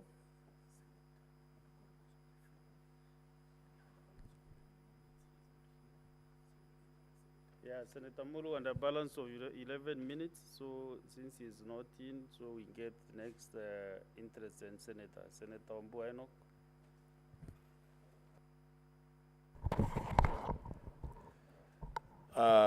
Thank you, Mr. Speaker. The Speaker, let me confirm from the desk that I have 20 minutes, right? 20 minutes, yeah, sure, thank you.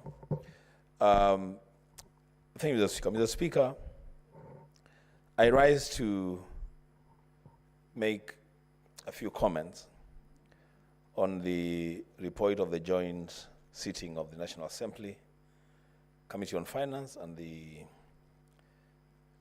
Senate Committee on Finance on the approval hearing for Mr. David Kibet Kemei for the position of Director General of the Competition Authority of Kenya.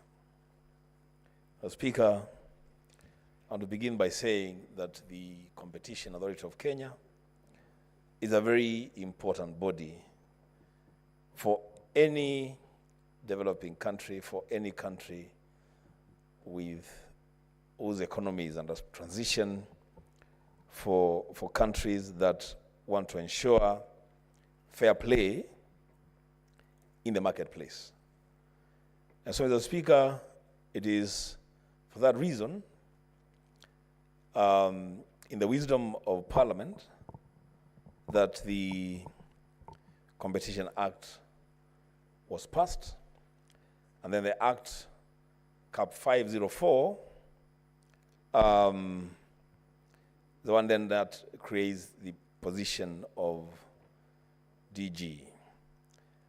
Mr. Speaker, the Director General of the Competition Authority of Kenya is charged with very serious responsibilities.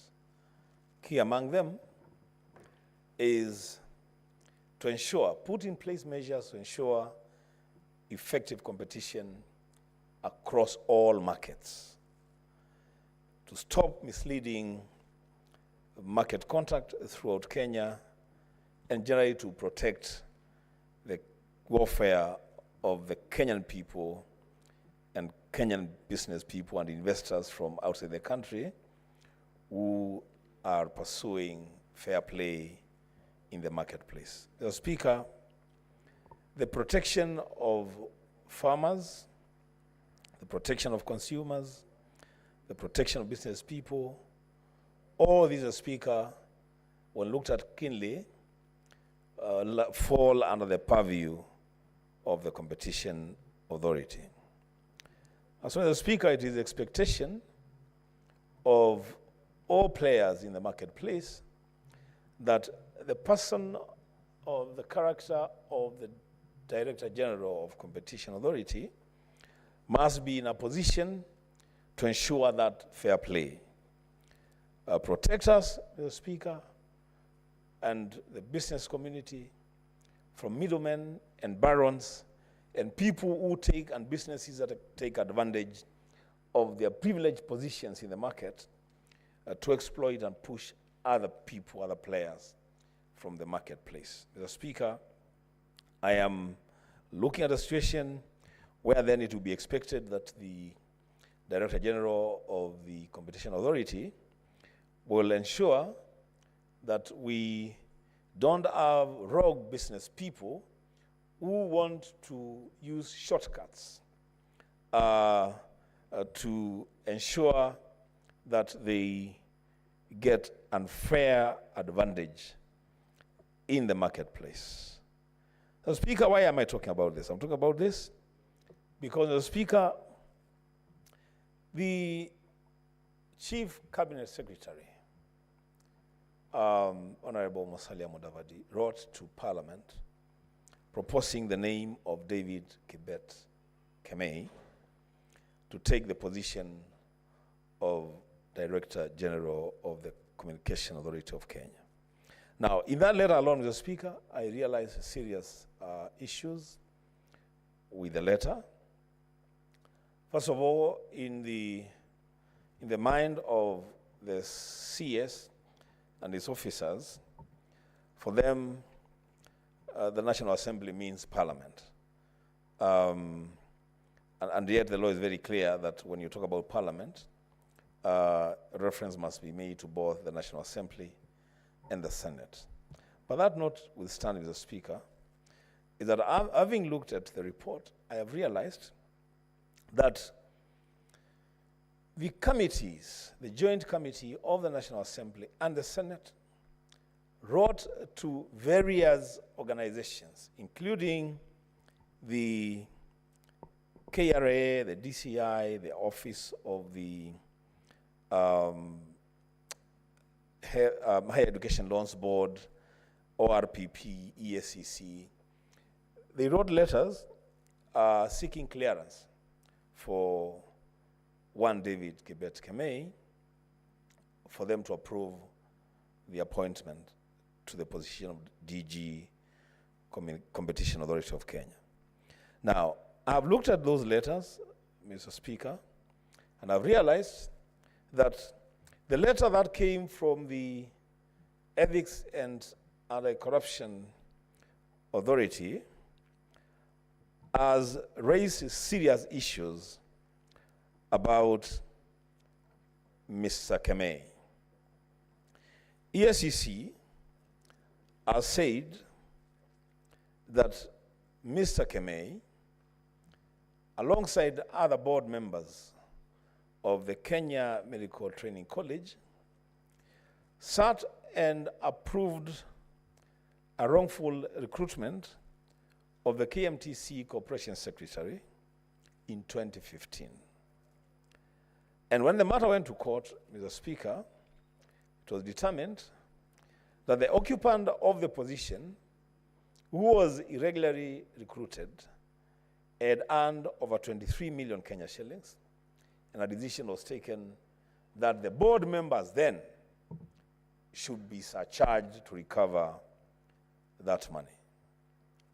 Mr. Speaker, there must be a reason why the Joint Committee was writing to these institutions. It is to get information to help them make a decision.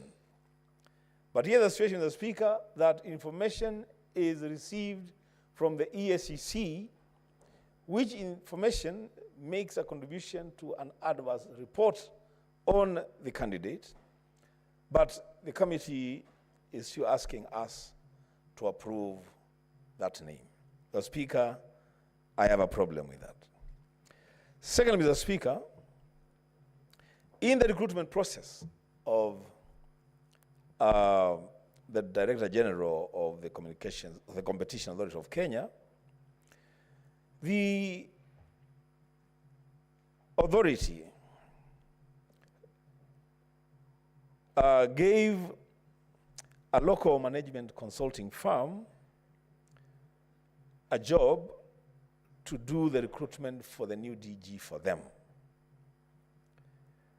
Now, that firm shortlisted 30 candidates, Mr. Speaker. In the rating of the firm, the independent firm that had been retained by the Competition Authority of Kenya to recruit a DG for them, Mr. Kemei was ranked number 29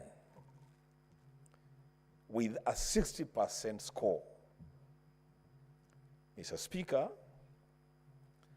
the Competition Authority of Kenya undertook to interview the 30 shortlisted candidates by the local management company or consultancy. And interestingly, Mr. Kemei scored 87% and was ranked number 2. Mr. Speaker, the scoring and the recruitment of a person at the level of Director General, though it can get subjective, Mr. Speaker, there's definitely tools that are used for this kind of recruitments, and so the disparity would not be that big. I mean, you cannot score 60% in one a set of interviews for the same position, and then the next set you're scoring 87%. Mr. Speaker, the third issue that I have with this recommendation by the committee, Mr. Speaker, there is no formula. There is absolutely no formula for people to write their CVs. There is absolutely no formula. People can do their CVs the way they want to do their CVs. But there are some common denominators in every curriculum vitae. And top on that list would be the full names of the person. And secondly, without a doubt, would be the year of birth. Enoch K. Wambua, born October 31st, 1972. The Speaker, when you look at the CV that Mr. Kemei has given to the committees, the Joint Committee, you realize, Mr. Speaker, that yes, the detail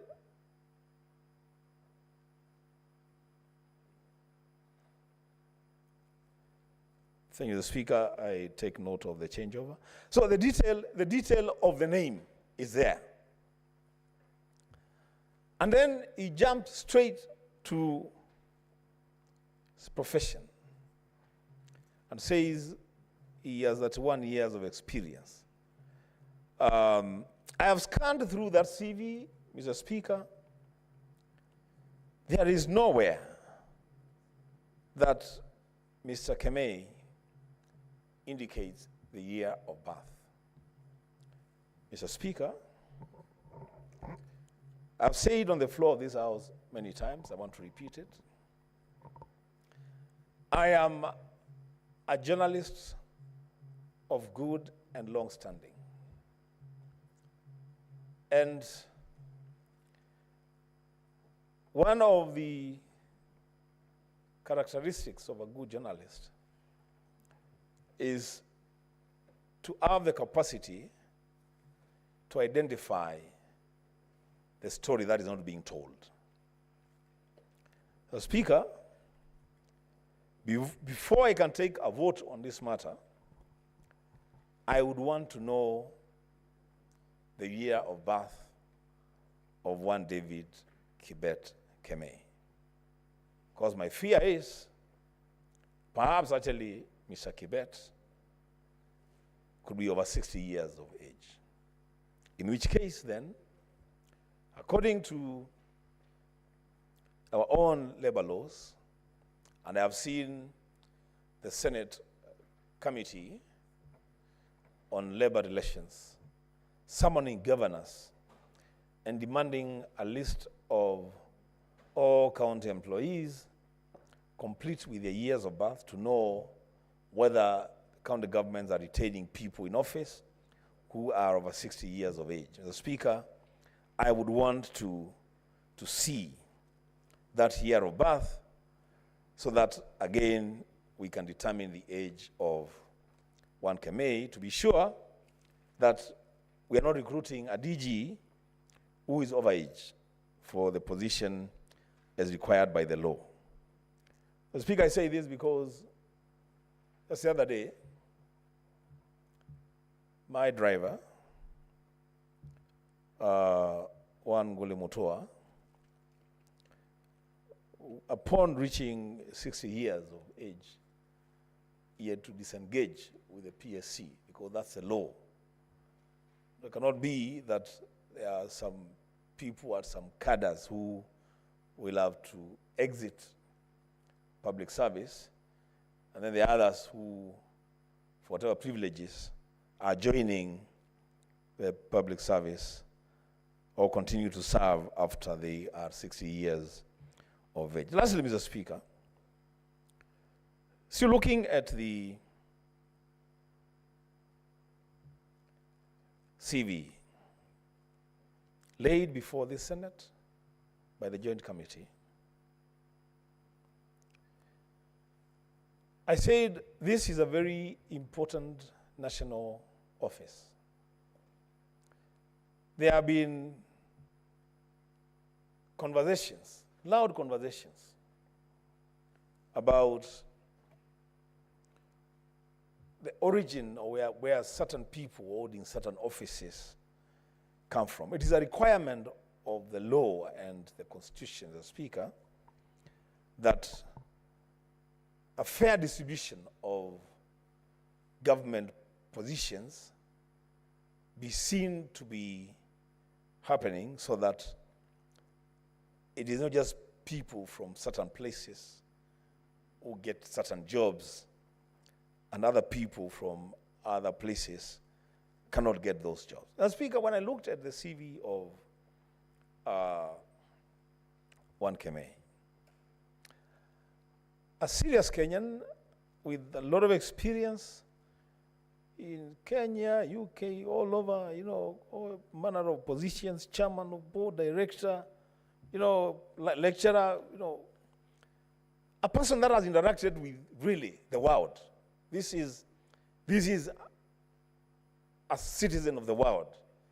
It is difficult. I mean, it would be unfair to want to place Kemei among a certain community in this country. He is supposed to be a person that is able to reach out and serve with anyone and with everyone. But when I looked at the CV, I was grossly disappointed, Mr. Speaker. And for me, I always say, and I will repeat it again, the devil is in the detail. When you look at the referees, the references that Mr. Kemei gives, then you wonder, surely then what is this? Yeah? Kemei, his first reference Simon Chelugoi. Second reference, Farida Koronei. Third reference, Kip Korilbet.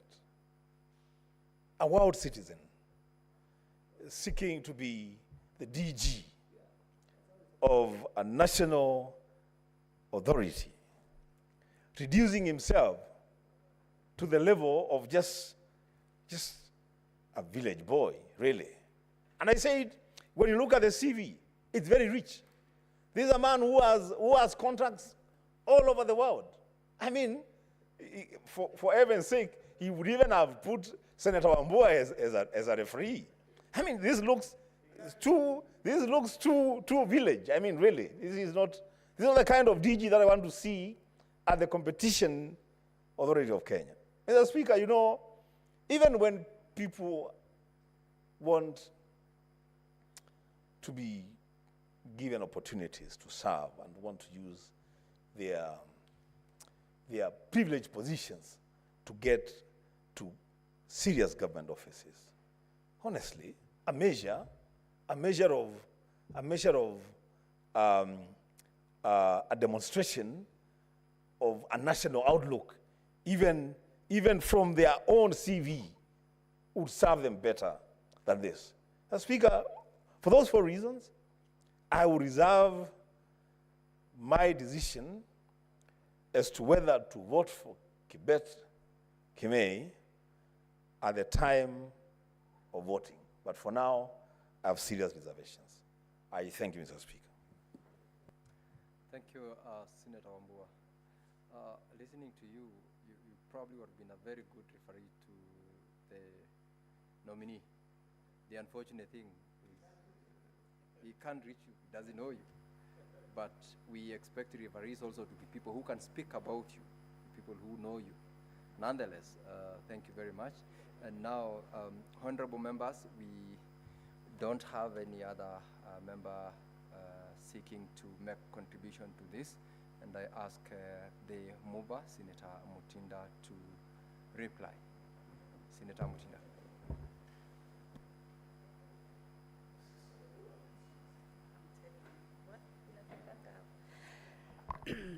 Thank you, Mr. Speaker. And I rise to reply to this motion.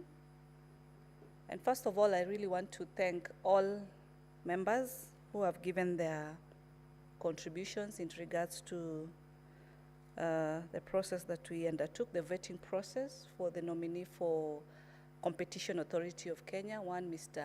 Kibet. We've listened keenly, and I do appreciate the responses, the remarks. And it's because, Mr. Speaker, these are the issues during our vetting process that we keenly focused on. And as my colleague yesterday mentioned, that is Senator Boni, on how we started this process. It was a very unique process because it had a petition in regards to the issue of the age. And we were very lenient enough as a committee, as leaders, and we invited the petitioner, one Mr. Francis, who's the president of the Bunge la Wananchi, and gave them a platform to take us through on the concerns that they had. And the matter was in court. And so, as per the independence of Parliament, not that that was stopping our vetting process, but we really wanted to hear from them. That was a concern that had been raised. And I'm bringing it, Mr. Speaker, because it's the same concern that a few members have touched, especially just the recent member, in regards to the age issue. But one, Mr. Kibet, is not yet the age of 60, but is almost that particular age. But as per right now, he's not attained the age of 60. Mr. Speaker, yes, I agree we had an issue on the letters that have been sent by the EACC. The fact that one Mr. Kibe had been a board member at KMTC, and at that particular time a vetting process was done, a recruitment process was done, and some issues were raised, and so the members of that committee then at KMTC, him being one of them, were charged. The court ruled that some payments needed to be made. I'm very happy, Mr. Speaker, because we always have a very competent legal team that we work very closely. In our secretariat team, the legal team is led by none other than Lucy, and we engaged, plus the team from the National Assembly, on getting to understand the position and the legality of the undertaking the whole vetting process. From the letters that we had received, we received 2 letters, and legally, nothing stopped the committee from going on with the vetting process. Simply because, one, Mr. Speaker, as I said when I tabled this motion, is that the nominee was the only candidate that was referred to Parliament, both the committees, by the acting then CS, that is Honorable Prime Cabinet, and he referred the name for Mr. Kibet to Parliament as the only nominee. And since the recruitment process had taken place through an agency and also through the board, our mandate was focusing on looking at the credibility of the candidate. Work experience is what we majorly focused on. And those two, and as members have also said, as I listened to them, really certified the committee in terms of work experience. As I note, in our report, I stated clearly that Mr. Kibet has over 30-year experience, which qualified him in regards to what we were keenly looking at. And when it came to academic qualifications, he holds a master's degree among other credibilities or credentials or certifications, Mr. Speaker, that he has held. I want to state, Mr. Speaker, on the issue that has been raised in regards to the tribal issue. Mr. Speaker, if today we would have an opportunity to choose the tribes that we come from, maybe others would choose different. But we are at a moment, at a time, this year in 2024, Mr. Speaker, that we are desisting from tribal issues and being tribeless. We did not vet the nominee in regards to his culture or his tribe, because I've listened to members rising on the issue of he's from this particular region. There's no, Article 43 of the Constitution is very clear. No one should be discriminated in regards to age, Mr. Speaker, in regards to your background, where you come from, in regards to gender, Mr. Speaker. And that's why I say, as a committee, we focused on his experience and his credibility and all the other papers that he also was able to lay. That satisfied us as a committee, Mr. Speaker. And that is how we were able to approve this particular candidate. But yes, it is keen to, and it is very prudent to pronounce ourselves that we focused also more on how is going to ensure that the issues that have been raised as far as competition issues are concerned, he's in a position to be able to address these particular issues, and we look forward that we are going to have a very dedicated, competent, and someone who's focused to ensure that these issues of competition will be taken care of. Mr. Speaker, allow me to deviate a bit, since I'm the Vice Chair of Finance, and today we were privileged to have the Minister of Finance for the first time in this House. And my chair had tabled a statement in regards to the disbursements of the funds. And this is something that we had raised as a committee on why counties' funds are delaying. And when the CS had appeared, the CS of Finance had appeared before the House, he had stated that he needed to seek legal advice from the AG. I'm happy that advice was shared. That was in regards to Regulation 134 of the PFM Act that provides if the county allocation revenue bill submitted to Parliament for financial year has not been approved by Parliament or not likely to be approved by the beginning, then 50% should be authorized to be allocated to the counties. Mr. Speaker, today, when the CS appeared before this House, he was able to reply to this statement. And he was able to be on record and state that through this advice that he received from the office of the AG, he was able to disburse the funds, that is 31.8 billion. And he's looking forward, even if there's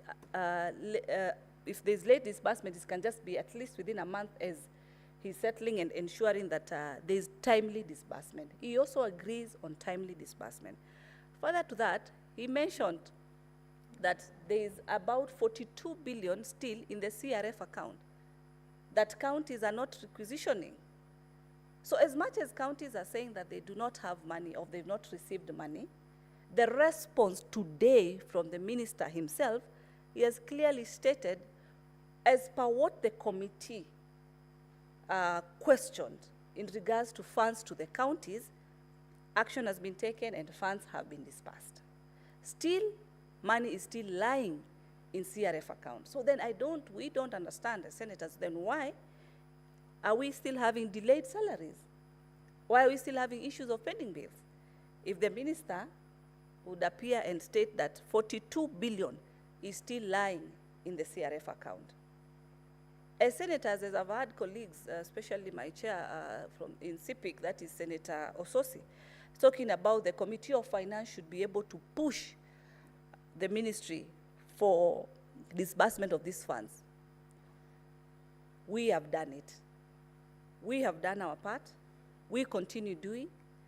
But at the same time, we continue asking these counties to be able to requisition on time because that has been stated that they are delaying on the same. And also, to ensure they also increase their source revenue. Today we were to vote on the division of revenue, which we postponed until tomorrow. And we are still supporting the governors as far as the 401 billion is concerned. So governors and counties should know that senators have done their part. The issues that we've raised during our oversight mandate in our different committees, as far as, for example, the issue of delayed payments, stalled projects, pending bills, salaries are also delayed, and yet monies have also been dispersed, that should be sorted as at now. Mr. Speaker, with those many, as far as back to the issue of the motion for one Mr. Kibet, I would want to request that pursuant to Standing Order 66.3, I request for the question on the motion to be deferred until a later time. Thank you, Mr. Speaker.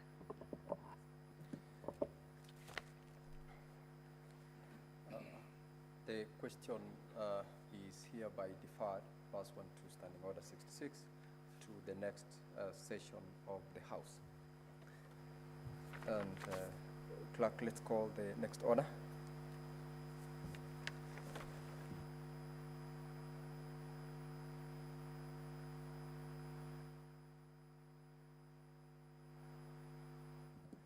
So for purposes of order and the business of the House, because of the quorum, order number 11 to number 16 are hereby deferred to the next session, and we will proceed to call order number 17. Order number 17, the Narcotic Drugs and Psychotropic Substances Control Amendment Bill, Senate Bills number 1 of 2024, second reading. This is a bill sponsored by the Deputy Speaker, Senator Kathuri Murungi, MP. He is meant to move the motion in his absence. This is deferred. Call the next order.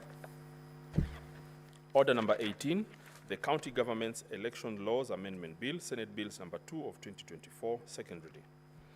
Similarly, the mover of this bill, Senator Crystal Asige, is not present in the House. This bill is similarly deferred to the next session. Call the next order. Order number 19, the County Oversight and Accountability Bill, Senate Bills number 3 of 2024, second reading. Senator Ledama Olekina is supposed to be moving together with Senator William Kisang.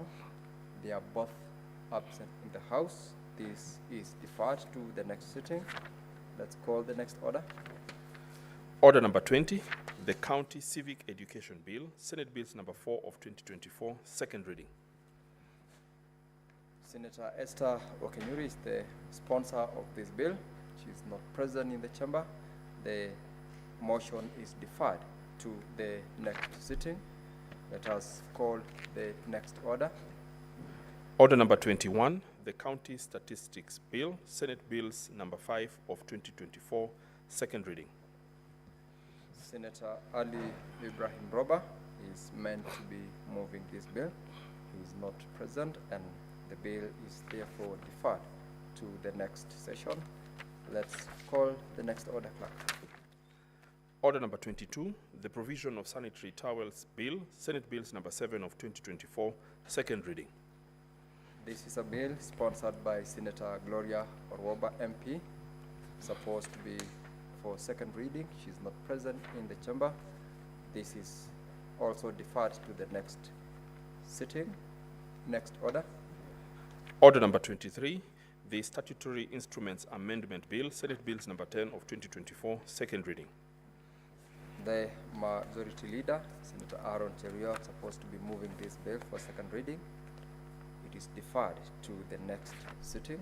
Next order, please. Order number 24, motion. Report of the Select Committee on County Public Investments and Special Funds on its consideration of the audit reports of various water service companies for the financial years 2018-2019, 2019-2020, and 2020-2021.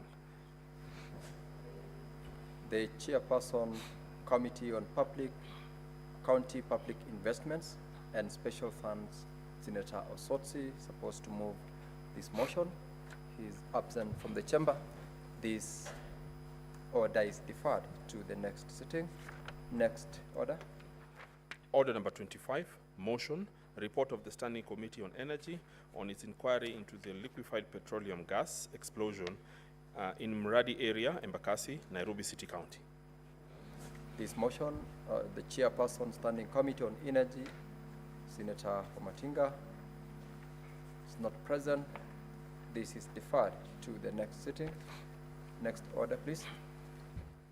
Order number 26, motion.